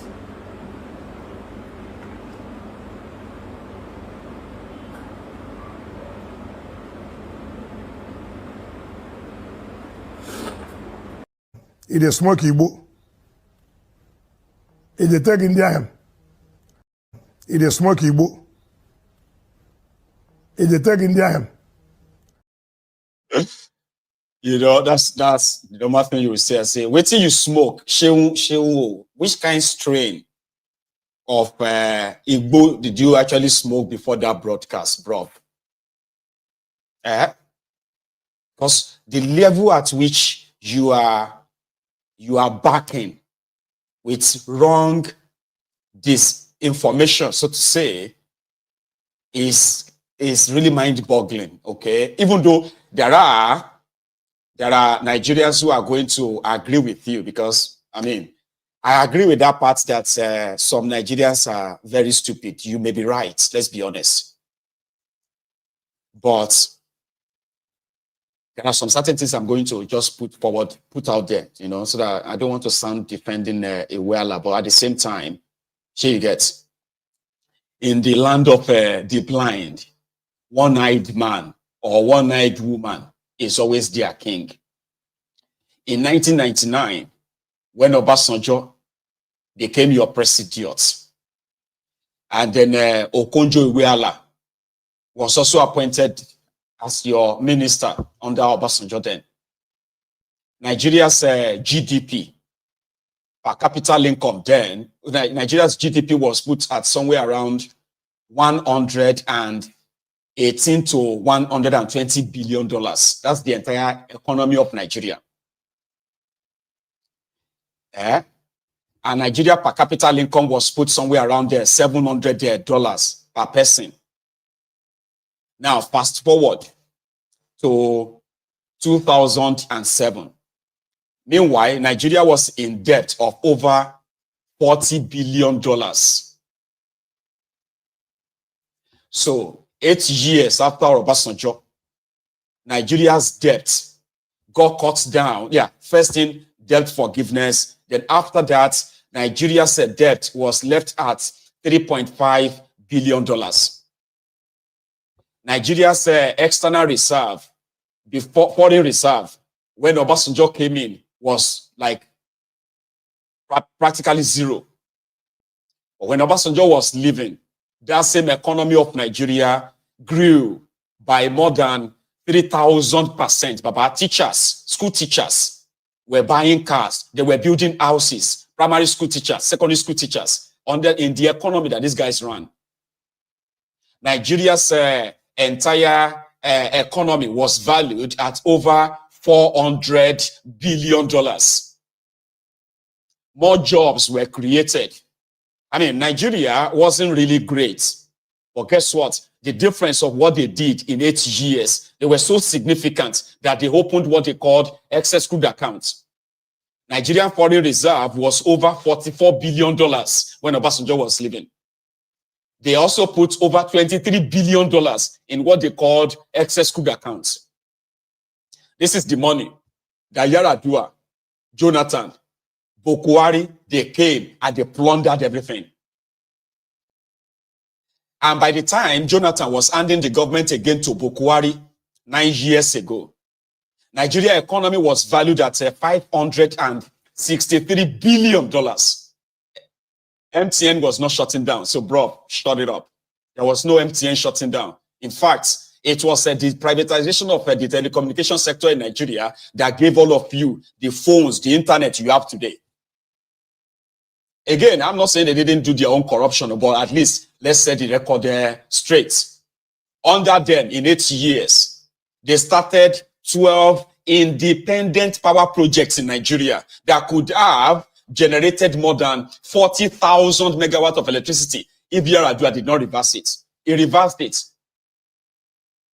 and started a probe with the rumor, the lies of the APC, and some of you who continue to repeat that when it is convenient for you. Obasanjo spent $16 billion on electricity when it is not true. It was only Obasanjo in the history of Nigeria, since you come back to this, your democracy, that actually started electricity project genuinely. And since then, Nigeria has not constructed one single electricity project up to now. Nigeria was generating over 8,000 megawatts of electricity when Obasanjo was living, including when even Jonathan was living. Today, Nigeria is generating paltry 5,000 megawatts of electricity. The excess crude account that Obasanjo left $23 billion in, today it has $0 in it. The foreign reserve of Nigeria that Obasanjo left at over $40 billion, today it has less than $30 billion. Even though Obasanjo, thiefnubu is lying to you that they have increased your foreign reserve, but they won't show you the book. And of course, yeah, you got that forgiveness. So the woman that you are trying to castigate in your ignorance is a woman that was taken to court by Oshiomole, Isaleko, Barack Obama, Fashola, Ubima, Judas Iscariot, Amaechi. They sued her that she must share the money in the excess crude accounts. All of it. That there is no point in saving any money when Nigerians are poor. The same characters parading themselves today. So if you want to sound ignorant intentionally, I think you can be forgiven. No, sorry. You shouldn't be forgiven, rather. If you are ignorant, like you are like genuinely stupid, you can be forgiven. But if you are deliberately being, doing this disinformation, misinformation, for the sake of those who happen to be looking forward or looking up to some of us for the right information, yes, Nigerians are slow. Some Nigerians are slow. Some Nigerians are so lazy to actually find out all this information. None of this information is in secret. Today, when Nigeria was, when the corrupt PDP was handing over power to this APC, 9 years ago, 53 to 55% of Nigeria the Nigerian refinery was working at over 50% capacity. And Nigeria was paying far, far less on subsidy, and including the cost of the petroleum as well, to what you have today. So if you want to look at those who actually did something under the circumstances of that contraption as it is, Okonjo Iweala's name should not be added to the names of the people you just want to say something about. They are all the same. She is a puppet. Yeah, she may be the puppet of the West. But what she did when she was your minister, coordinating minister under Obasanjo, coordinating minister under Jonathan, there are facts that are public that you can verify. Okay? that you have criminals there right now that have kind of like messed the entire thing up doesn't mean that, you know, we should now replace facts with lies just to make us feel good. So if I have a chance of asking you directly, Sheung, I'll be like, what is the strain of the Igbo that you smoked before you went for that broadcast? It can be a nice one. It probably is the one that replaces facts with fictions and lies in your head. And then you are kind of like possibly blinded by other, you know, personal sentiments that's sort of like a blindsided you. Just for the sake of those who come across your video, I don't know what kind of meltdown you are passing through. And I saw that video. I saw a lot you said, by the way, you know, a lot of your reactions to the Nigerian journalists, because Nigerian journalists are not probing these guys very well. I get that. Just don't try to replace the facts with lies, okay? I mean, for the sake of the younger ones who possibly are going to see us as, you know, the source that they can call reliable source. Unfortunately, that is not reliable. That's total bullshit, right? So my time is fast spent. So let me say thank you to Ogechi. I'm not just said to Ogechi as well. I want to say a very big thank you to Sheung Obikoya for that cup of coffee that you just ordered for me as well.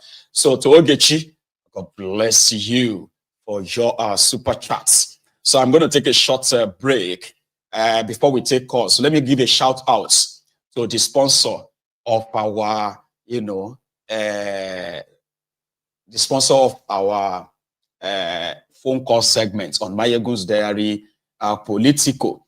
I also want to say a very quick and a very big thank you to Funke. Funke, thank you.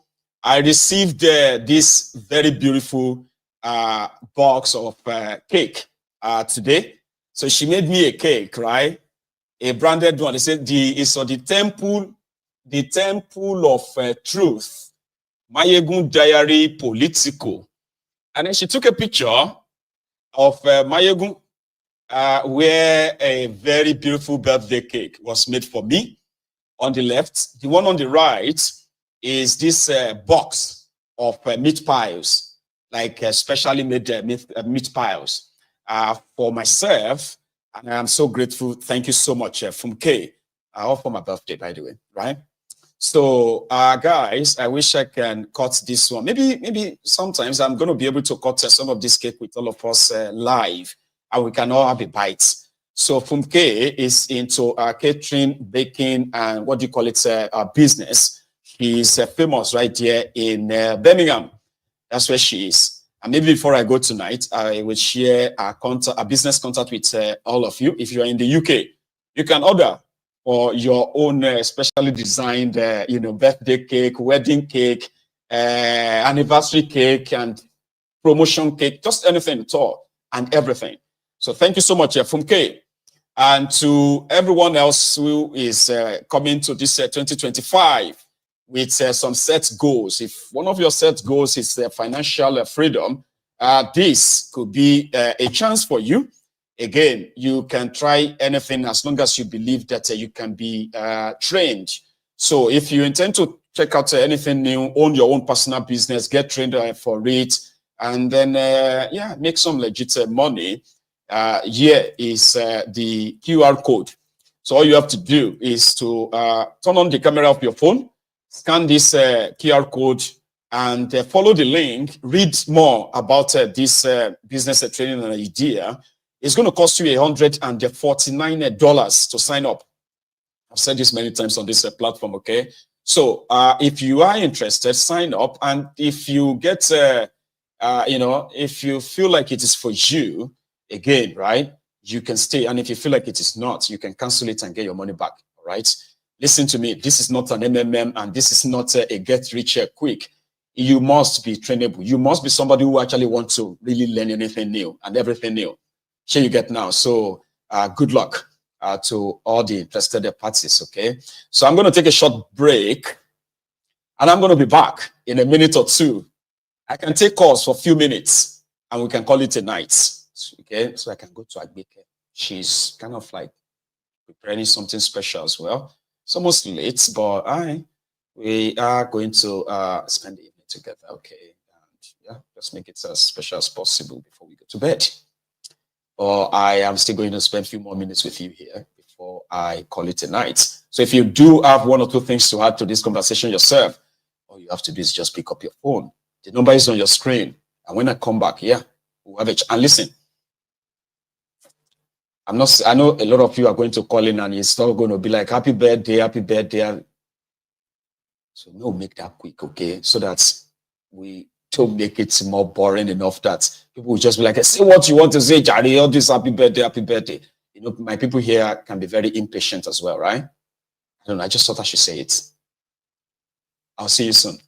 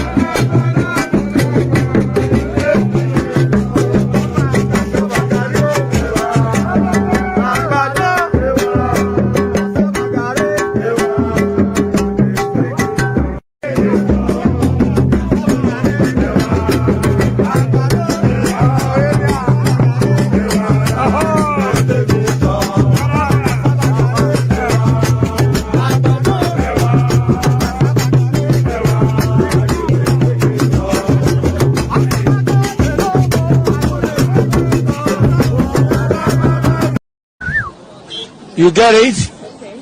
If you don't get it, forget about it. Forget about it. So thank you so much, everyone. Again, you have been very, very generous to me this evening. To everyone who has helped share this broadcast as well, thank you. But listen, right, if you have to leave, remember, like the broadcast, okay? If you're looking for the link for that super chat, where is it? You see, people have been very, very generous to my ego this evening. So let me put the QR code on, okay? Do you see the number of coffee that people have actually gotten for me, right? So there you go. If you scan this with your camera, your phone camera, it will bring on the screen the link. But let me see if I can do that. And I'll put a link. Okay, African Wala is busy doing that anyway. Thank you.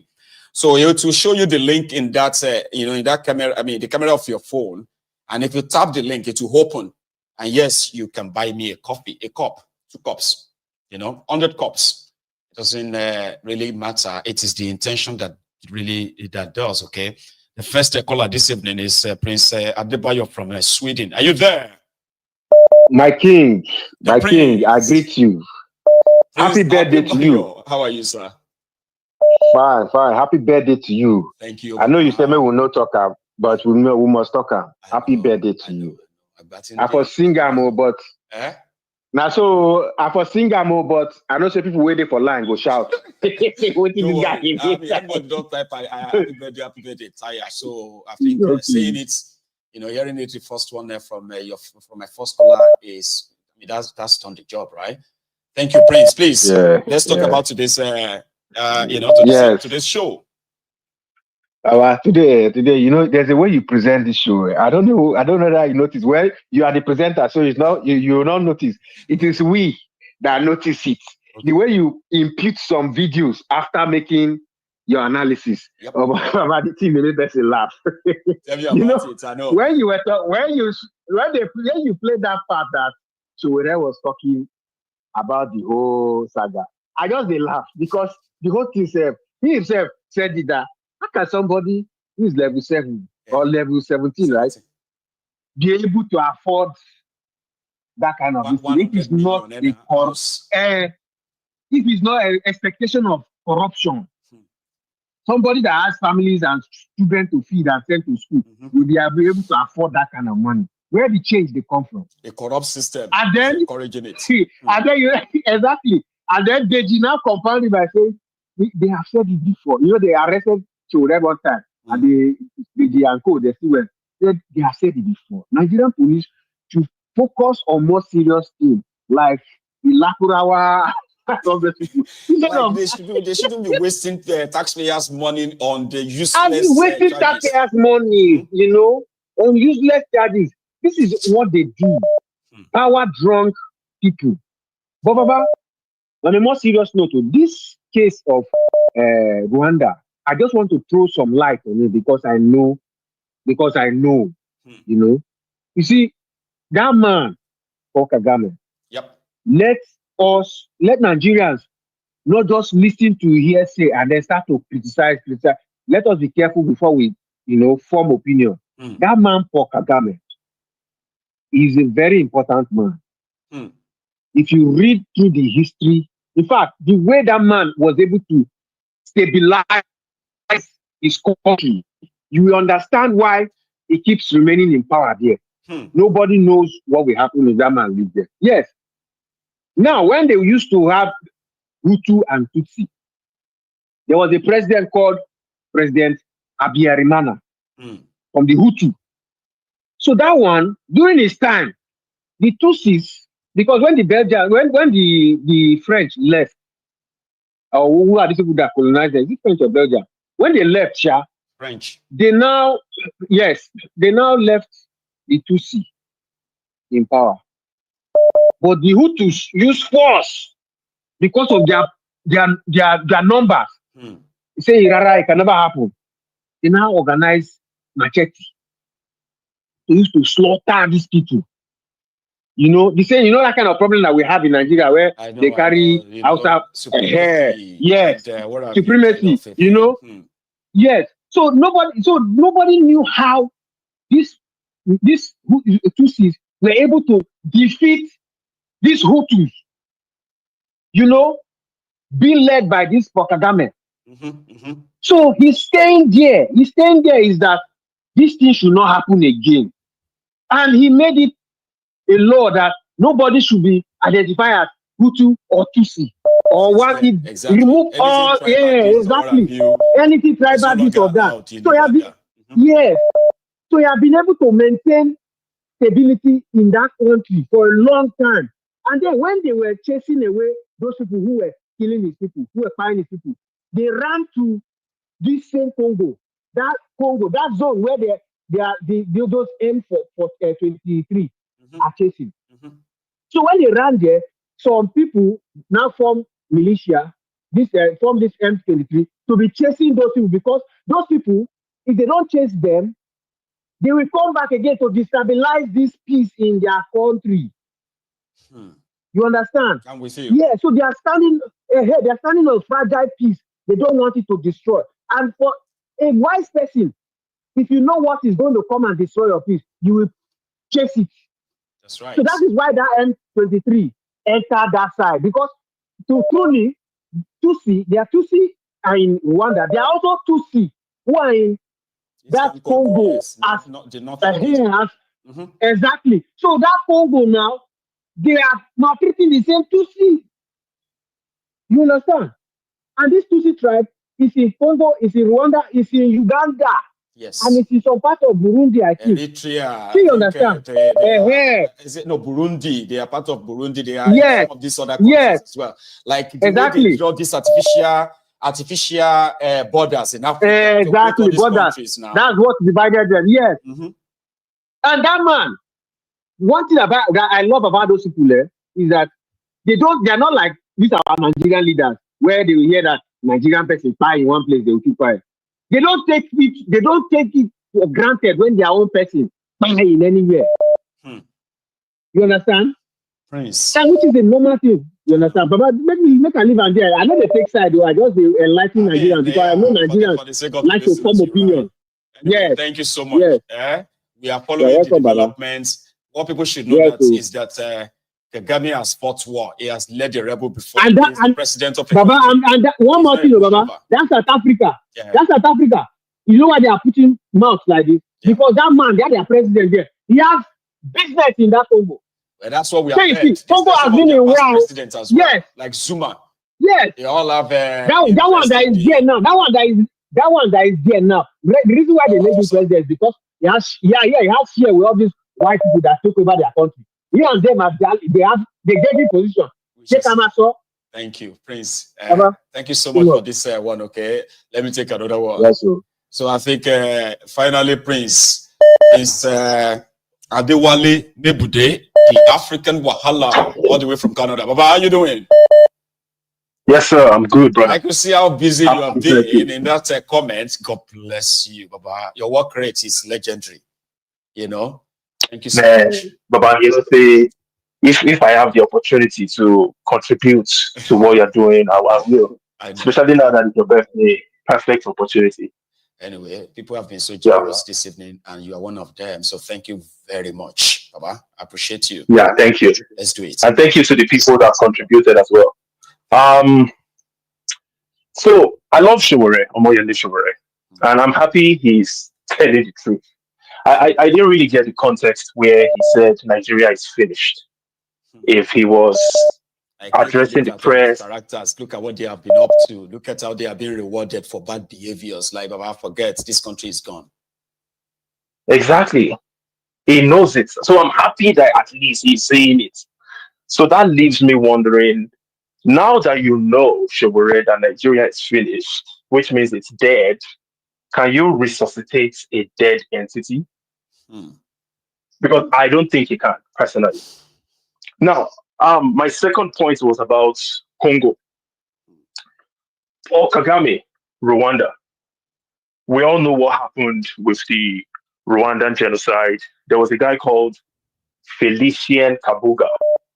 He was one of the billionaires that sponsored that financed the shipment of machetes from China to Rwanda, and they used those machetes to slaughter 800,000 people in 30 days in 1994. And eventually, Paul Kagame, one of the warlords, came out on top, and he has been the president since, I believe, 1996. Yeah. At the end of the day, their peace, what have you? Then he got elected president since the year 2000. He's there now for 25 years. 25 years. You know, I have to respect at least some of the things that Kagame has accomplished. I don't like the guy personally because I don't like any politician. And I've just gotten to that stage where I just can't like, if you're a politician, you have to be cunning. You have to be a devil to an extent. And sometimes these politicians are put in positions where they would have to make decisions that would be detrimental to a faction of society but beneficial on the long run to majority. So either ways, as a politician, you are in a bad position. People will hate you. People like myself, I will hate you even though you've done good stuff. Sorry, we're still going to criticize. Especially how he's been treating, how he has treated the political opposition in his country. He doesn't give any room to any opposition. Immediately, they will charge them for treason, lock them up in prison. Every time there is an election that is coming, he will find something after against his opposition. Is that what they said or what they say on the campaign trail, right? He will find something to catch them for. Because everybody who says anything is considered as trying to bring division, and a division that can cause another war. So therefore, you are charged for treason. So what he did to that lady's family. in yes, country. yes, that lady. Yeah, that lady. I think they might be from that ethnic group that is The from. Hutus, yeah. I'm not even sure. I'm not even sure what they are. But I also, in saying all of this, we sometimes understand the complexity of being a leader. Yep. But these grace that we are giving to some of these leaders, it's not extending to criminals like Tinubu, sorry, or Buhari. No, they don't get that grace. Those are hardened terrorists. Now, I deviated a little bit. Yep. So one thing that Rwanda did was they arrested Felician Kabuga eventually after like 25 years of hunting him. He was in his 80s. They caught him in France. Remember, the guy was the one that financed the war, the genocide, one of the people. He was eventually arrested in France, taken back to Rwanda in his 80s, and right now he's serving life in prison. And that's what all these criminals, then Babangida or Basanjo, that's what they should have been experiencing right now. If people like what somebody Babangida, said to me, one of a very prominent friend of mine on this platform, the day we were reading the blood on the Niger and the killings that took place in the civilians, and he said, Mayegun, can't the Igbos, right, initiate a crime against humanity, against the Nigerian government and everybody that participated in that genocide outside, like in the ICC or anywhere in the world, to initiate that, the atrocities they committed, even if it's been done for over 40 years ago, 50 years ago, or it should still be pursued, and a sort of a judgment should come upon those who participated, even if it has to be posthumously. I was like, I know. Yes. On the one hand, they are pushing the idea of we need peace, we all need to come together. But meanwhile, the people responsible for this genocide, they were never punished because they just said, let it go. Let's just move on. And that is why, rather than them being punished, they were rewarded. You will see their names on monuments in that country. Genocidists too. Many of them today are living in England, all of this in any other part of Africa, where people have carried out genocide against any tribe or ethnic. I don't know, in Sierra Leone, in Libya, in Rwanda, and a few other places like that. They didn't spare them. Yeah. Even when they ran away to Europe or ran over all over the place, they were still caught and brought to trial. Why can't Nigeria do that? Why can't our people, the Igbos, actually initiate that against those who committed that genocide? That was what I'm sure many Igbos have tried to initiate that move in the past, because there are millions of people, and millions of people are also radicalized, and they are angry with this system. Names were mentioned, places were mentioned. How come no trial of anything like genocide, what have you, against the Igbos initiated in any court in any part of the world? Like a real judgment where those perpetrators, Obasanjo and every one of them, right, hunted down, even if they are in their 80s, 90s. Why can't that happen? Exactly. There is no reason why Buhari will be visiting Yakubu in London. He should have been arrested. Imagine. How can Buhari be visiting Yakubu Gowon in London, England? Both of them in their 80s. Both of them in their 80s after they've destroyed the country and committed a genocide. It's ridiculous. I remember that story you shared with us about that athlete and the doctor from Glasgow. The doctor, the best medical student in Glasgow here. Yes. In 1964. Imagine they killed them like chickens. So this is an evil country that we're in. This is an evil contraption that we find ourselves in. But yeah, hey, I'm just rambling all over the place. Mayego, thank you so much for your great show. Thank you, Baba. Man, happy birthday to you. I appreciate you, my dear brother. Thank you so much. God bless you. Right? You stay safe, okay? Let me take this. Here is the Prince JJ Man. But let me say a big thank you to my brother, Chike. Thank you so much. That is, what Yoruba will say, Benitieri, right? It is the usual. So thank you very much. And I kind of like pray that, for your generosity, you shall be handsomely, adequately replenished, from where that came from. And similarly, this said to my coffee buyers, okay? for your names, right? It says someone got you a cup of coffee. So thank you, Mr. Someone or Mrs. Someone. So I also have here, Shemo Bikoya. Okay, I think I've mentioned you earlier. So thank you, sir.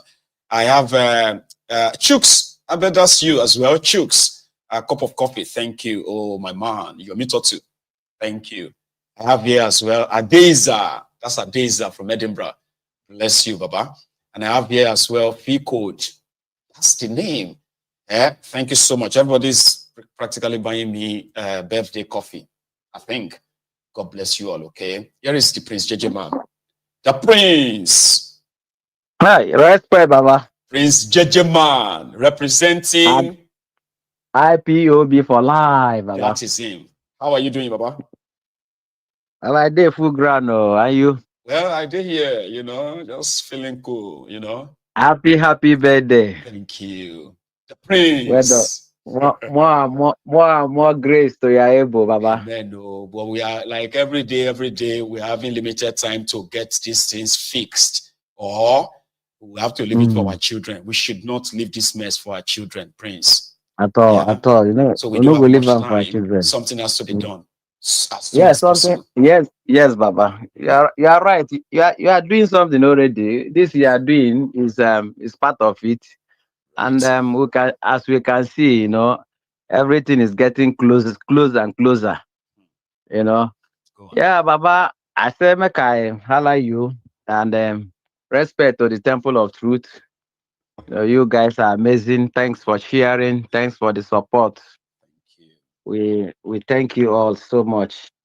I have two things to talk about. First of all, I want to bring the awareness to the Temple of Truth that I'm coming out with a new banger. It's titled "Give Them Rice." 2025. You know, yes, 2025. The new banger. You know, now where we say hunger full everywhere. And as you can see, Tinubu is like he's retiring from sharing rice. The private people are the ones sharing, and people are dying on top. Okay, our people are clamoring on top. So I want to bring trailer loads of rice to energize Tinubu to continue sharing rice. He must not stop. He must not stop sharing of this rice. Even though there's no work, no electricity. If people are hungry, they give them rice. If they don't have security, they give them rice. If they don't have good infrastructures like roads, schools, hospitals, they give them rice. So Nigeria is now Nigeria. Now Nigeria. You know, so now you inspire me to put up this. There's one time you are doing a program, you say, my JJ man, if I say this rice, you go take cook something. I say yes, Baba. And now here you are. You don't enter kitchen. Yeah, I don't enter kitchen. All right. Just keep hopefully posted, okay?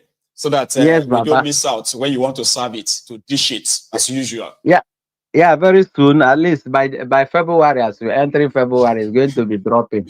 All right, Baba. Everybody go shop rice tire. Okay. So and the second one. The second one, this Baba with the tire bed sheet for head. The Sultan saying they disappointed in us, so the Yorubas say we no want Sharia. What the heck? It's like, what do you mean the Yorubas is like, Baba, you demand, we say we no want. Now you tell say you did disappointed. Like, you know what happened go now? Baba, you know, honestly, you know, it's quite unfortunate. You know, they've cited their refinery in Southwest. Okay, they feel say Southwest, they don't conquer and be that. Yeah. Okay. And I saw they see them. The thing that when I want to tell them is say, Baba, this year Sharia way they fight for. Since when they bring Sharia enter North, 9 up to more than 5 terrorist group emerged. You understand? Since that time they've been cutting people leg, cutting people hand, cutting people head. Yeah. So now the same one bring that cutting of head and the leg and the hand come for South. For Yoruba land, you call they say South. Now if you say after Yoruba land, then they come to you, the Easterners. Now my Eguna they tell you, you know, say as they put refinery for West, they believe say They don't enter Atlantic Ocean from west. You understand? So better just go that's use the Quran, touch the water, remain now, or the assault. and you understand? We shall see. And no only Yoruba and Igbo, and the Japa for that country. You don't see them far side where the Japa come out. No. All our professionals should be in their side. They watch, they drive bus, they watch this thing. With Mamanyash. Now the Southerners, they jackpot. They go send them police money, send you go school. You go become graduates. And you go just know, say, Nigeria is there. The way they structure them is to limit your potential. The next thing, you don't think about how to jackpot, leave the country for them. So that they can be running it. My good as the music, the sound. You understand? Yeah. Everybody they see the drum of the music as the sound.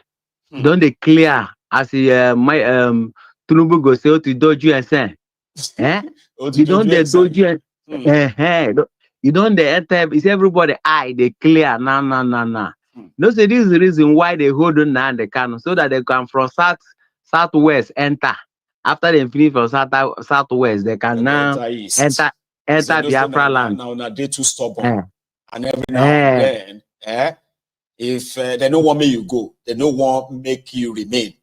So it's like they're so confused about you. So they needed to actually come. But it is all dream, by the way. At the Sultan of Sokoto, you get, and their own agents in Yoruba land, right? They know they go anywhere. You don't understand. They go try. They are not going anywhere. They go try. But they go to meet this kind of resistance. And that is why something has to be done before it is too late, man. I'm telling you. Why you good general? Prince. Moku live on like that, yeah? Thank you. The thing where Sultan go know be say, if they do that, instead of say go enter Biafra land, all of us go tie together, die together. Yeah? Make you know that one. I know.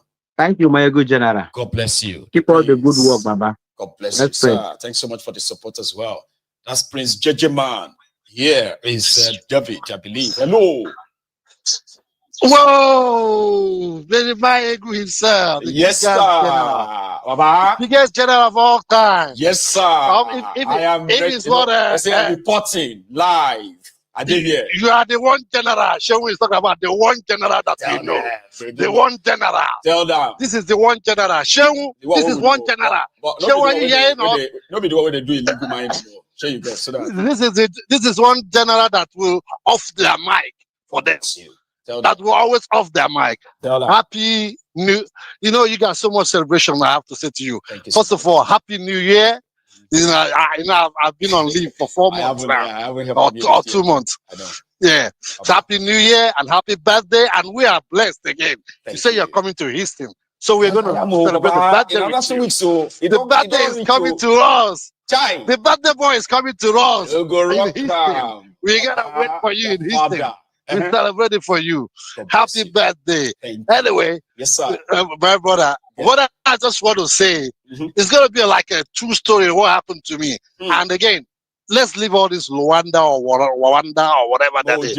We need to face, let's freaking deal with our mess. You see, one thing I you know, every time I always call you, I always tell you about the problem we have is the North and the West.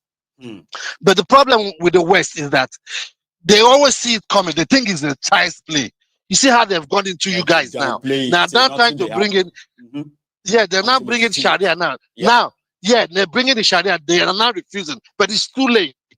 Look at now, Hellrufai from nowhere. That demon is coming out again to organize you guys. You know what they're trying to do? They are trying to make the West get angry and mob, so that they can be on their side.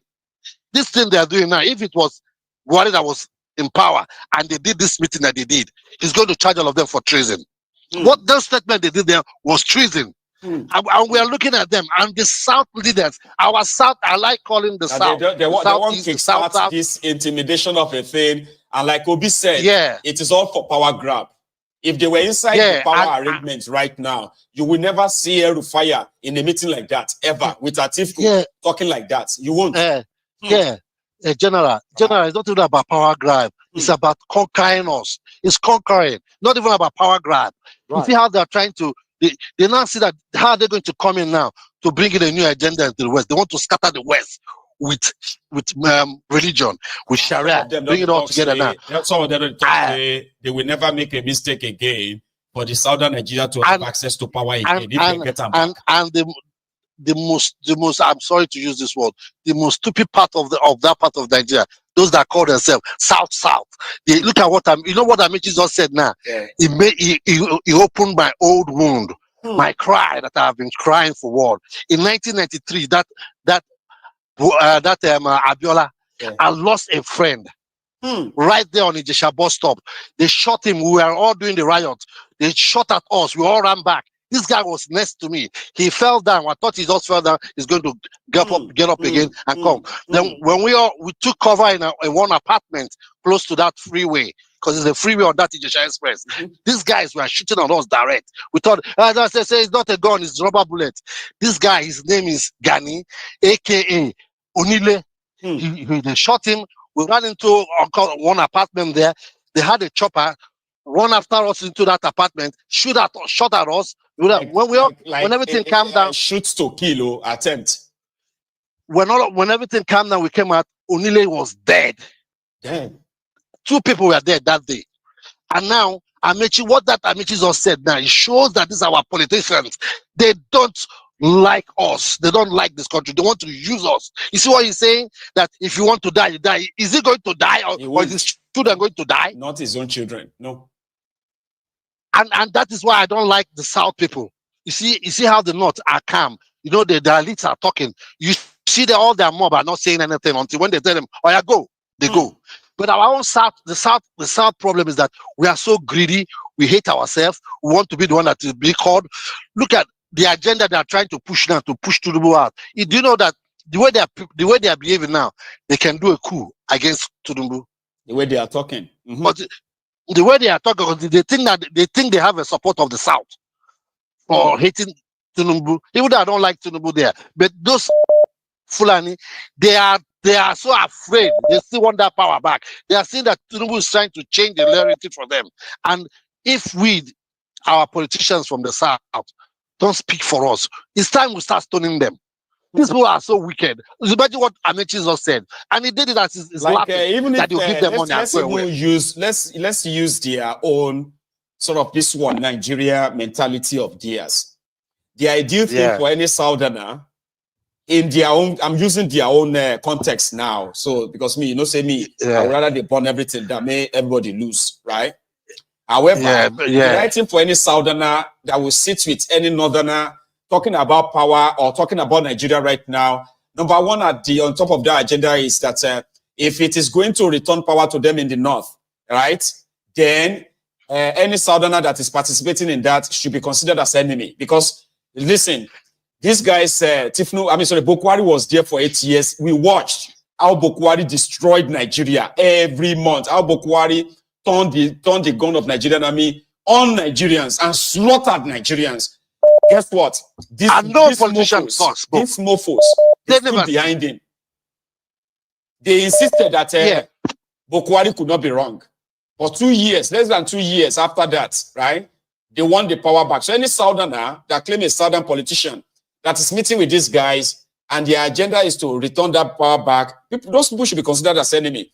If they are not going to that's why I'm saying we need to find a way to. I'm just saying we need to find a way to start, shake this our politicians. They are not speaking for us. Can you imagine? Can you see how the Northerners have planned it to another thing? They made a town home and they're trying the way to make us to remove Tinubu and bring the power. Look at who's even talking about Hellrufai. If it was for a place where that guy should be stoned. No, he should be in jail. You don't understand what this guy did. Listen, if you put him in jail, they will let him go. In the last 20 months, when last did we hear the Southern Kaduna in the news? When last? Exactly. Nobody this guy was paying terrorists, and he publicly said he had no regret about that. Anybody that is not comfortable with it. This guy went about and he kidnapped somebody. Somebody will criticize him. In far away River State, they kidnapped the boy from River State, Port Harcourt. They kidnapped him from there and they took him to Kaduna. This guy spent 3 years in prison. 3 years. Oh man! For saying Hellrufai is intentionally protecting terrorists that are killing people in southern Kaduna. 3 years. Kefas. The guy's name is Kefas.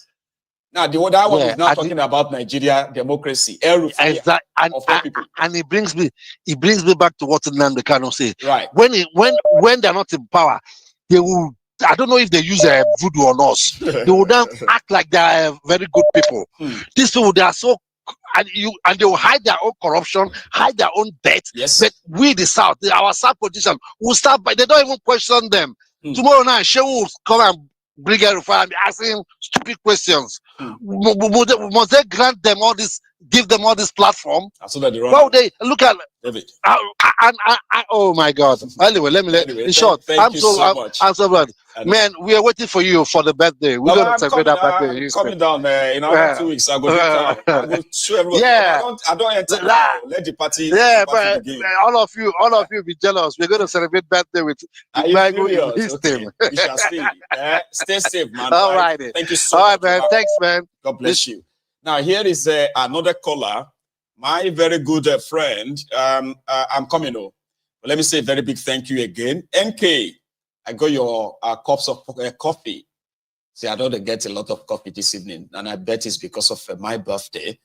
Thank you so much. I appreciate. I have another, another coffee, set of coffee, cups of coffee. But this time around is from someone who didn't put his or her name. Then I've got Baby Rose. Right? Thank you so much. And indeed, he said regards to your Mitotu, Princess, and all the Templars. That's a lot of cups. That's lots of cups of coffee. But I appreciate your generosity as always there. Thank you. Adeza from Edinburgh. Good evening, my brother. Good evening to you, sir. How are you? I'm good. Happy birthday. By the way. Yeah. Thank you. Happy birthday. More fruitful years in advance. Thank you so much. Yeah. Baba? Yeah. I just want to make a brief contribution on this topic. Please. Most of them, honestly, 99.9% of them that are parading themselves as leader in Nigeria, if we have a working country, they should be in prison by now. Honestly. The insecurity wahala we have in Nigeria, I think Hellrufai testified how they invited these killers into Nigeria some years ago. Understand? He did. Yet the same people are parading themselves in Nigeria, say they are leader. Understand? They embezzle Kaduna state money. It doesn't happen. Understand? You don't remember that one. I forgot that one as well. Over 400 billion. It's no loot. His own looting of Kaduna is like times 4 of what Yeye Bello looted in Kogi. Remember? And that's him now, seated on the on the high table to tell us about leadership. Yeah, they are the agitator of it. They are the who bring all these problems that are befalling Nigeria now. They brought it into this country. If we have a country where we have a very judicial system and things are working well, those people, they should be in prison by now, facing the atrocity they have committed. All of them, going to Atiku and the rest of them and the rest of them, all of them, all of them. What I would like to caution Nigeria is that you see, they have started planning for 2027. Yes. Nigeria should be cautious of these men. They are evil men. The Bible describes them as a reprobate mind, unprincipled people, and wicked. That's how the Bible describes them. They are reprobate minds. They are unprincipled people. They are wicked people. Nigeria should be, because that's how they did. They brought Buhari to power in 2015. That they are coming to restore Nigeria or to recover Nigeria from PDP, and then it gets worse. Like the issue of the Sultan of Sokoto, I think you should know that the game is over by now. Understand? So You can't be a leader who don't accept other people's faith. Do you understand? You can't be a leader Like it has because to be your in own this way of world, life. It's the way we it want must it be your that it own way of must life. be. We have seen how he has invited people, terrorists to Nigeria, those people that are under watch list to Nigeria as a leader to come and speak about Islam and the rest of them. Understand? He was there when they beheaded Deborah. He didn't say anything in his own state. Understand, Abi? Another one was done in Cuba some years ago when the member that was beheaded. But there are so many other things. Oh, you were not talking about those that were almost killed, but were sentenced to death for blasphemy. You don't tolerate other people. Understand? So these are not leaders. You know that the game is over. It's not by his side now. As for Obi, no matter the coalition they do at this time around, though he has said that he doesn't have a coalition, that is just about grabbing of power.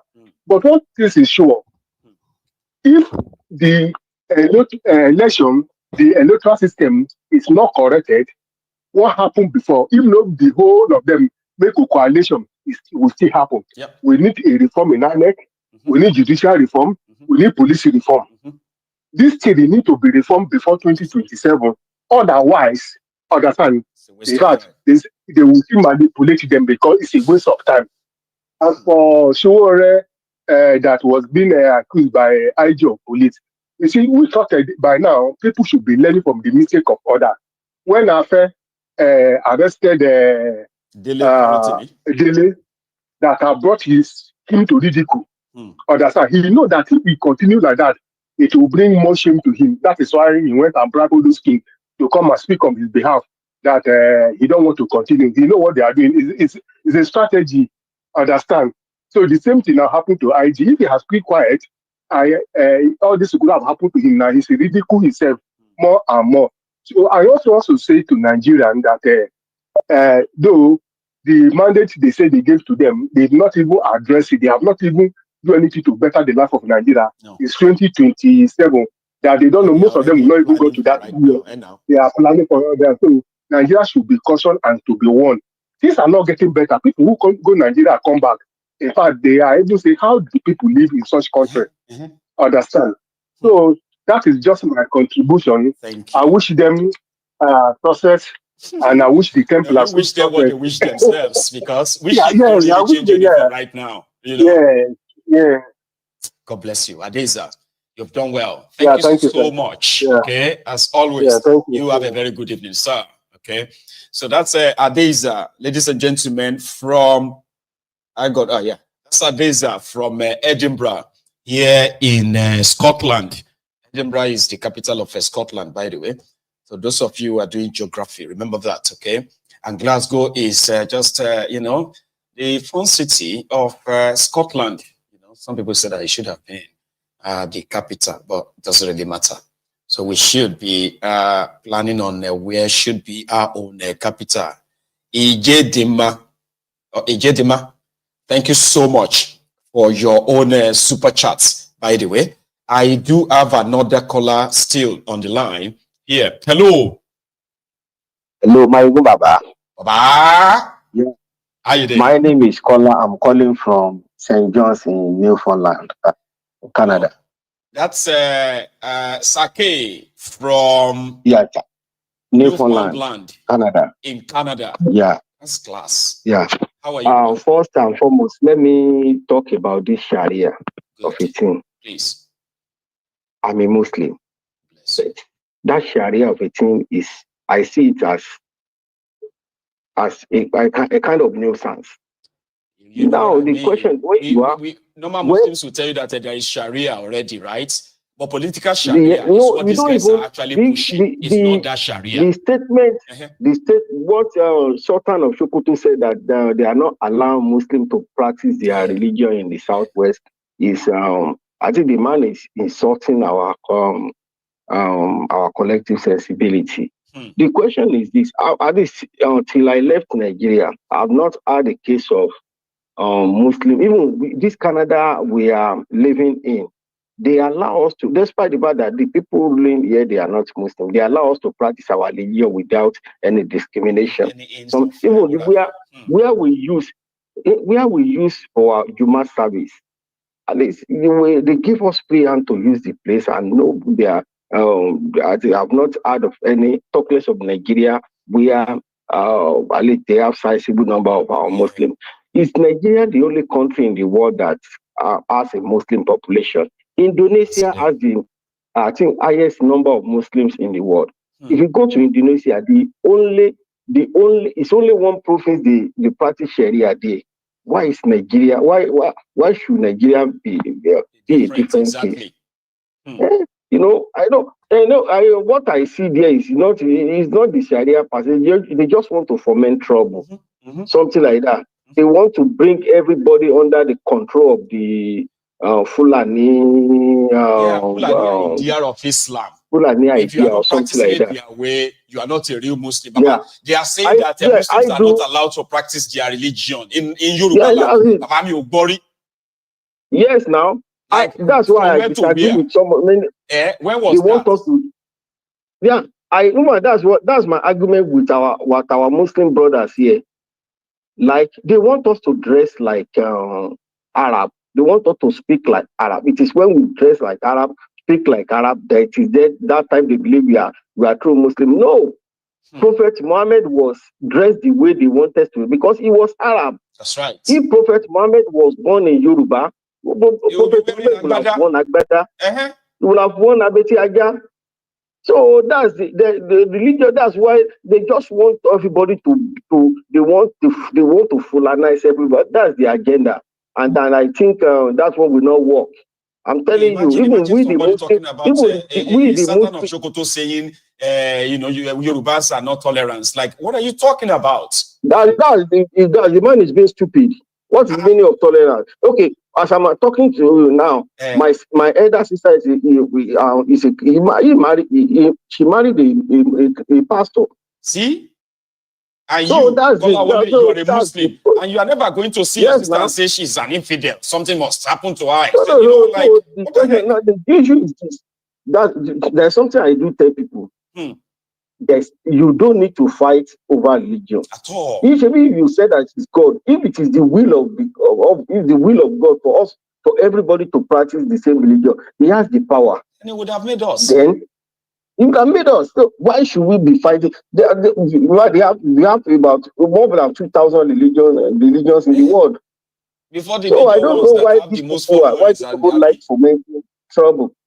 Then the issue of this politics of between up to 2027, all these jesters calling themselves politicians, something like that. They want to do coalition. They are just rescue us. So they want to rescue us from Tinubu, like APC rescued us from Jonathan. Remember? You always say something that the best approach towards the 2027 election for them to come together and challenge their rigging tool, which is the Electoral Act. Something like that. But these like people challenge the entire structure of conducting the election, the judiciary and everything. If you read this one, we go burn everywhere down. All of them are not novice in this game. They are not. All these Hellrufai, all of them are whether one governor or the other, even Atiku that was a vice president. They know the game. They know how election is being rigged in Nigeria. But do you know what? They won't call. All of these Atiku, they are waiting for an opportunity for the turn of the North to grab power. Not that they are interested in getting that power through the lawful votes. Because they know that even the benefit of their people. If all of us are being honest. Because they know that if the electoral system is reformed and they get to power, because all of them have the same plan of doing what Tinubu is doing when they get to power. They know that if we entrench a good electoral system now, it will affect them if they eventually get the power. So that's why they will not, all of them, or that's why I call them jesters, Atiku and Co. They are just the only person, although he has said that it's not part of them. If he's part of them, the only person I pity is somebody like Peter Obi. Yep. They just want to use him. They don't want him. Because they know. Yeah, they don't want to be, they So want disobedient. All these guys, they are obedient, right? That's them they want. That's it. If not, Obiba, so, you know, they're no sender, so, they don't want them. So Nigeria, Nigeria is a funny place, and then they just and whether they like it or not, whether they like it or not, they will tear that country apart by themselves. Exactly. That's just it. That's just it. Thank you. So thank you very much. We are really enjoying it, sir. God bless you, sir. And you take it easy, okay? You have a very good night, okay? Yeah, let me say this is my last call because my time is now like really, really far spent, okay? And this is Air Force One. But let me say a very quick thank you to Latu Aruno, milady. God bless you, right? Thank you very much for that super chat and for reaching out as well, right? Thank you, ma'am. Here is Air Force One. Hello, sir. Yes, sir. A wonderful, happy, long life, prosperous birthday to you, sir. Amen. Thank you, sir. Yeah. Don't worry, by the time you get to Texas, we'll celebrate it more. Right. So, okay. Oh, yeah. I am looking forward by to the time you get there. Yeah. Because very soon now, we are almost going to be like a neighbor. Because spending like 2 weeks in Texas, so first day, second day, you may still treat me like, oh, and you're a UK. By the third day, we will just meet ourselves in the traffic. I say, where are you going? You going to the uptown? I said, no, I'm going downtown. That kind of a thing. We'll be jamming ourselves in the Galleria or jamming ourselves at the mall. I said, no, you go with that. I said, how you doing? Yeah. We are neighbors now. Yeah. That will be fun. That will be fun. Bless you, Baba. Thank you. Yeah. Please. See, Baba, I think I'm at this point, to be honest, I am sick and tired. Terribly sick and tired of these Islamic people. Now, let me be specific. Right. The troublemakers won. Yeah, okay? The extremists. Because, them. Yeah, I am sick and tired of them. Now, so let's say they want to practice Sharia law. That Sultan head should have been cut off by now. No, Baba. No. So it's the leader of all the. No, sir. I don't give a fuck. Sultan is a human being like me. He is a man like me. He's a human being like me. Right. Okay, it's only the professors and the movie for Nigeria. I see him as their leader or Islamic. In fact, if I have to be a Muslim and that is my leader, I will change my religion. Yes, sir. I will change my religion. That could be blasphemy, this one that you are saying right now. If it is in the northern Nigeria, Baba, and I go down to measure the way that go take come on your head, because right, I mean, like Baba, that is the more reason why. Baba, that is the more reason why now. Baba, that is the more reason why I say if they are actually practicing their Sharia the way it's supposed to be, and it's a law for everybody, not for the poor, he should be beheaded by now. Yes. What is our problem? We don't want your Sharia in Yoruba land. Oh, what do you want? Okay, so you're saying your Islam is the best. This religion is the religion. They have this ideology of imposing it on people. They practice Islam in Dubai. They practice Islam in Kuwait. They practice Islam in Qatar, in Bahrain. If you get to those countries, Baba. Because that's the one that's which kind of Sharia are we now practicing in Nigeria, man? So the Northerners, Allah, whatever they call it, is it different from the Allah that they have in Dubai or Kuwait or Qatar? Because the Allah where they get for Nigeria. Because so if you guys want to Islamize, right? Their own Allah for northern Nigeria be like Allah will be disabled Allah. That's why they will say they will kill anybody for their Allah. I say, why don't you let Allah die that person? They say, no. They say, Allah, yeah, calm down, no. What is going on? Why can't we have peace? Why can't we have peace?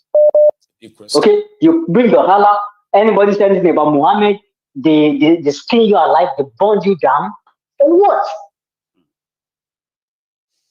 So you now put that bed sheet or whatever they call it on your head.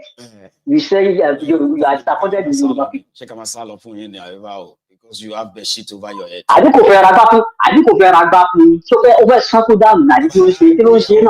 See, that's how all these APC guys. So when they picked the news this last night and this morning, they were like, alaye Sultan, wa emir of Sokoto, Sultan of Sokoto niye o je Sultan of Ile-Ife. Oh, you know the Sultan of you better behave yourself. Oh. There are others in Yoruba land, they were just saying all of that to say, Baba, Ogbeni, behave, don't bring this your other thing. I think okay. Well, I didn't blame them. I didn't blame them because if the true indigenous and the true Omoko of Yoruba kings, okay, if they are true Yoruba descendants, true kings that went through it, baby, and came out, you will see them in location. They will be bowing down for that miscreant, shaking and what? God bless you, right? Thank you very much. Another chief here, a very quick one. We are now fully out of time. I just want to make sure, you don't stay by the door. Birthday. Happy birthday, my brother. Thank you, sir. Thank you for the good job you are doing for all of us and speaking for more than 220 million Nigerians. God will bless you and keep you. Amen. Baba. I just want to, I will not waste your time. I want to leverage on the discussion around the Sultan. Now, see, the Sultan of Sokoto, after the president of Nigeria, who can talk to the whole nation, you will see that deliberately did not have positioned him as the only man that can talk to the whole nation, especially the Muslim Ummah. His position, though, you are so right, Baba. So he claimed to be speaking for the whole Muslim of Nigeria. Now, the Fulani history, we all know it. They feast on causing confusion. They feast on creating trouble. The Yoruba have existed before the Fulani came to Nigeria, and we have existed 100%. Side by side with all other religions without any issues. Now they are bringing that issue to create problem in our Yorubas area. Have been practicing Islam, right? Before the Fulani before the Fulani came to yes, that's correct. So the Fulani they didn't even bring Islam to Yoruba land. So how did the Sokoto Sultan is not the head of Yoruba Muslims and what have you? It is deliberate. When they created the Supreme Islamic Affairs way back, Chief late Alhaji Adegbite used to be the secretary. It was a common front. It was respect, mutual respect for everybody. But now that the Sultan is bold enough to write to the West, who is he? Who is Sultan to dictate what the Western people should do? This is a wake-up call for all our politicians. They are causing trouble with these people. They want to set family against family. They want to destroy the Western region. The center of they want to use the religion again. And unfortunately, we have some of these miscreants among us that are buying into this kind of shenanigan that they not want to propagate. It is time for us to put the Sultan where he belongs. Looking for the moon to determine the fasting is not the duty of the Sultan. Anybody can see the moon. Everybody can see this. The moon is open to all of us. If Sultan is reasonable, the backwardness of Nigeria is caused by his Fulani brothers. His Fulani brothers, Muslim like me, where they are practicing the so-called Sharia. How come we are not looking like Saudi Arabia? Because we are not Saudi How come Arabians. Our Islam It's not like that of Dubai. Why is our own different? Have you ever heard that they are waging war in UAE against one tribe or the other because of religion? No. That is a devilish man.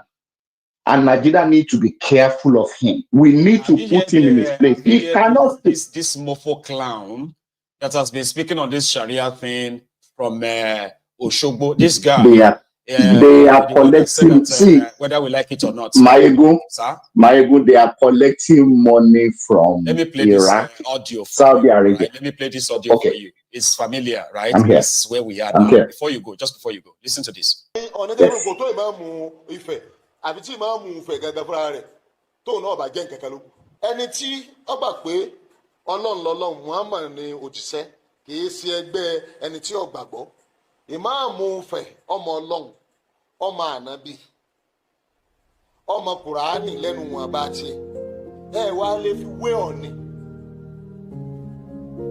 láyéláyé ẹni tí ó bá ti mọ ọlọ́run tí ó bá ti mọ ànábì pọ̀ lápàdé ọ wá fi ẹni tí ò tó nǹkan kan wájú ọlọ́run ọwọ́ lọ fi wé aṣáájú ẹ̀dá olùkọ́ gbogbo wa sọ èèyàn tí báyìí sẹ́mọ́ lẹ Yorùbá nínú mi kò sí kankan tó dé láàyè lónìí àfi Vatican nìkan sọ lónìí bọ́ ọmọlẹ́yìn àdébù mọ́mọ́ ọmọlẹ́yìn èèyàn nílà nínú ọmọ àwa mùsùlùmí ìlú wo èdè kápẹ́rẹ́. The guy is from Osun State. Okay, he's one of the Olori Buruku Omuale Yoruba that adopted this Larubawa. And according to him, by the way, said the chief imam of Ile-Ife, right, is more powerful than the Oni of Ife. And that is that he said the Oni of Ife is idol worshipper. And anybody that is following the teachings of Muhammad is more his powerful. grandfather. Yeah, his grandfather was his grandfather. That imam grandfather was an idol worshipper. He's a Yoruba man. You get? He won't. So the reality is that, see, when they give them $100 US, poverty is a very bad thing. They will speak anyhow. These people are collecting money deliberately to disseminate, to cause trouble to plant in every area. They plant seed, they plant it gradually, and they put all the loyalists around it so that it will be the fire will be blowing gradually. This issue of Dasuki, the Sultan, coming out to speak to the whole Muslim in Nigeria, especially in the West, is a very bad signal. And I strongly recommend Yorubas are too educated. We will not fall again for all these mischief people. Right. The Sultan should manage this part of the country. The Sultan should manage the Fulani who recognize him as the head. And whoever puts, or if he assumed the role of the #1 Muslim in Nigeria, it's not in our constitution for anybody to listen to him. It's not, he has no right. You see, giving respect to all these people, especially from the north, is uncalled for if we are living in our own nation. If we get visa to come and visit the world, you to come and visit, you get visa. That's right. So we need to speak for us. We need to speak about religion in the West. He should mind his business. The Lakurawa people, and he should go and talk to those people. Exactly. He has not in his hand. And the whole army is control the hierarchy. They are Fulani like him. They should go and deal with that issue. We don't need problem in the Western Nigeria. Thank you very much. Enjoy your evening to the full. Congratulations, happy birthday. God bless you so much, okay? And you stay safe as well over there. Here is the last part of this broadcast. Let me say a very quick one to my person from Baltimore, Maryland. Sazan Oseni, God bless you for that, your super chat. Same thing again to Latu Arunon. When you weaken the inside, it's easy to destroy. Unfortunately, we have weak men, enablers, bastards of Yoruba who are willing and ready, right, to sell the land for a plate. It's not even a plate of porridge right now. It's like a plate of sour kunu somehow. So, but they are in the minority, of course. So everyone, thank you so much for your time. It's been an interesting evening. To everyone who has been been part of this, shared this broadcast, liked it, engaged with it, like commenting and what have you. Then the generous ones who have taken it a little bit not further, right? Bought me a cup of coffee for my birthday, and then also gave me super chats also for my birthday. And a very quick one, by the way. Let me say a very quick thank you to Tina. Did I get it right? Sorry, 1 second. I have here Tina. You know yourself, by the way. Thanks so much for that PayPal as well. And yeah, happy birthday to me. Thank you to all of you. It's been a wonderful evening. I'm going to see you tomorrow. Okay, if I kind of not like hungover. Okay, from tonight. And I'm also going to go munch some cake, right? I wish I could post some of this post this cake to all of you. But I can eat it on your behalf. Sure, you get. I can just be like, I can give you kodu, what do you call that one again? Infrared decoders to you. Okay, I can hit the cake on your behalf, and I can send these kisses to you, blow you kisses left. Thank you so much, every member of this temple, dear Templar. Again, digest all we have discussed. And then if you joined us late as well, you should watch this from the start, okay? I am going to see you again tomorrow. And until then, right, again and again, I am so grateful for having you. And I'm so grateful for your support, endless, unconditional support as well, okay? God bless you all. Thank you. And good night. Princess, everyone else. Odaro.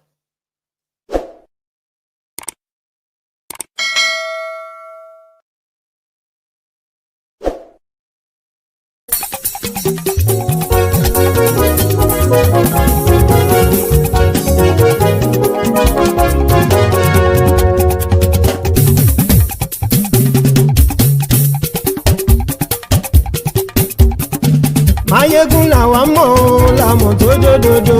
Mayegun dayari Nayibi #1. Mayegun làwa mọ̀ làmọ̀ tó dòdòdò. Mayegun dayari Nayibi #1. Mayegun ti dé o ọ̀rẹ́ ara yìí. Mayegun dayari Nayibi #1. Lórí Facebook, lórí YouTube. Mayegun dayari Nayibi #1. Gbogbo bó ṣe ń lọ ni Mayegun já wa sí. Mayegun dayari Nayibi #1. Àṣírí ọ̀jẹ̀lú kì í bò níbẹ̀ o. Mayegun dayari Nayibi #1. Bó bá ṣe eré àní Mayegun máa wí.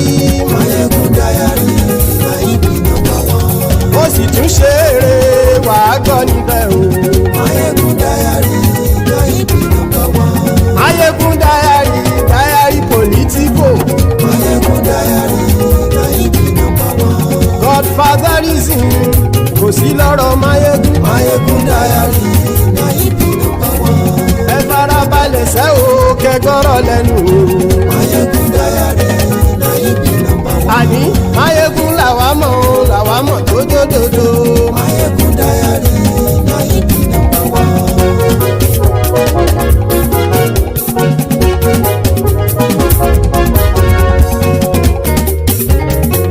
Àní ẹ̀sùn ràkì. Mayegun ti dé. Mayegun ti dé. Ọ̀jẹ̀lú ẹ̀sùn ràkì. Mayegun ti dé. Àní ẹ̀sùn ràkì. Mayegun ti dé. Lórí Facebook. Mayegun ti dé. Àní ẹ̀sùn ràkì. Mayegun ti dé. Lórí YouTube. Mayegun ti dé. Àní ẹ̀sùn ràkì. Mayegun ti dé. Bọ́ bàbá gbé wúrẹ́. Mayegun máa wí. Àní ẹ̀sùn ràkì. Mayegun ti dé. Ijó ìgbádìyẹ. Mayegun máa wí. Àní ẹ̀sùn ràkì. Mayegun ti dé.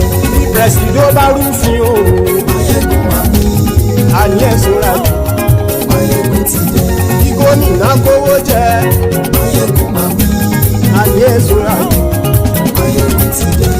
ọlọ́pàá tí ń darí bá ayé ẹ̀sùn rájì aṣòfin tí ń rúfin o ayé ẹ̀sùn rájì òkúrọ̀ olóṣèlú ayé ẹ̀sùn rájì ọ̀jẹ̀lú ẹ̀sùn rájì ayé ẹ̀sùn rájì.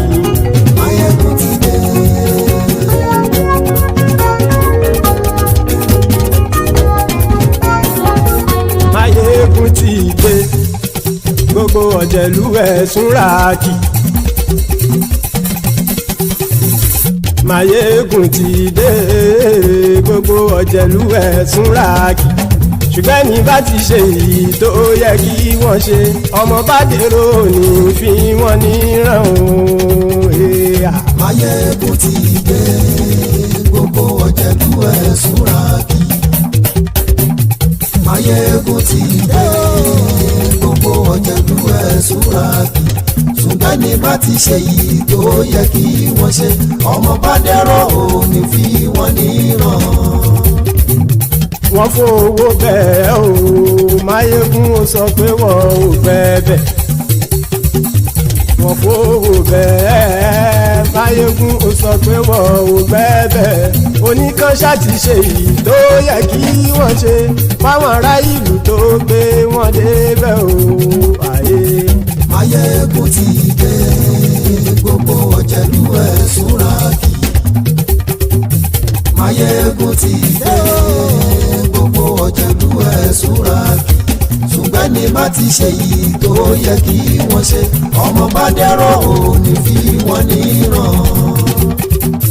Kì máa yí ṣe eré ọ̀rọ̀ yìí kì í ṣe ẹ̀fẹ̀. Kì máa yí ṣe eré ọ̀rọ̀ yìí kì í ṣe ẹ̀fẹ̀.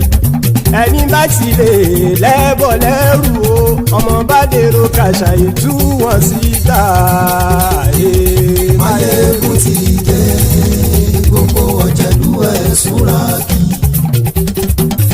Máyégún ti dé gbogbo ọ̀jẹ̀lú ẹ̀sùn ráàkì.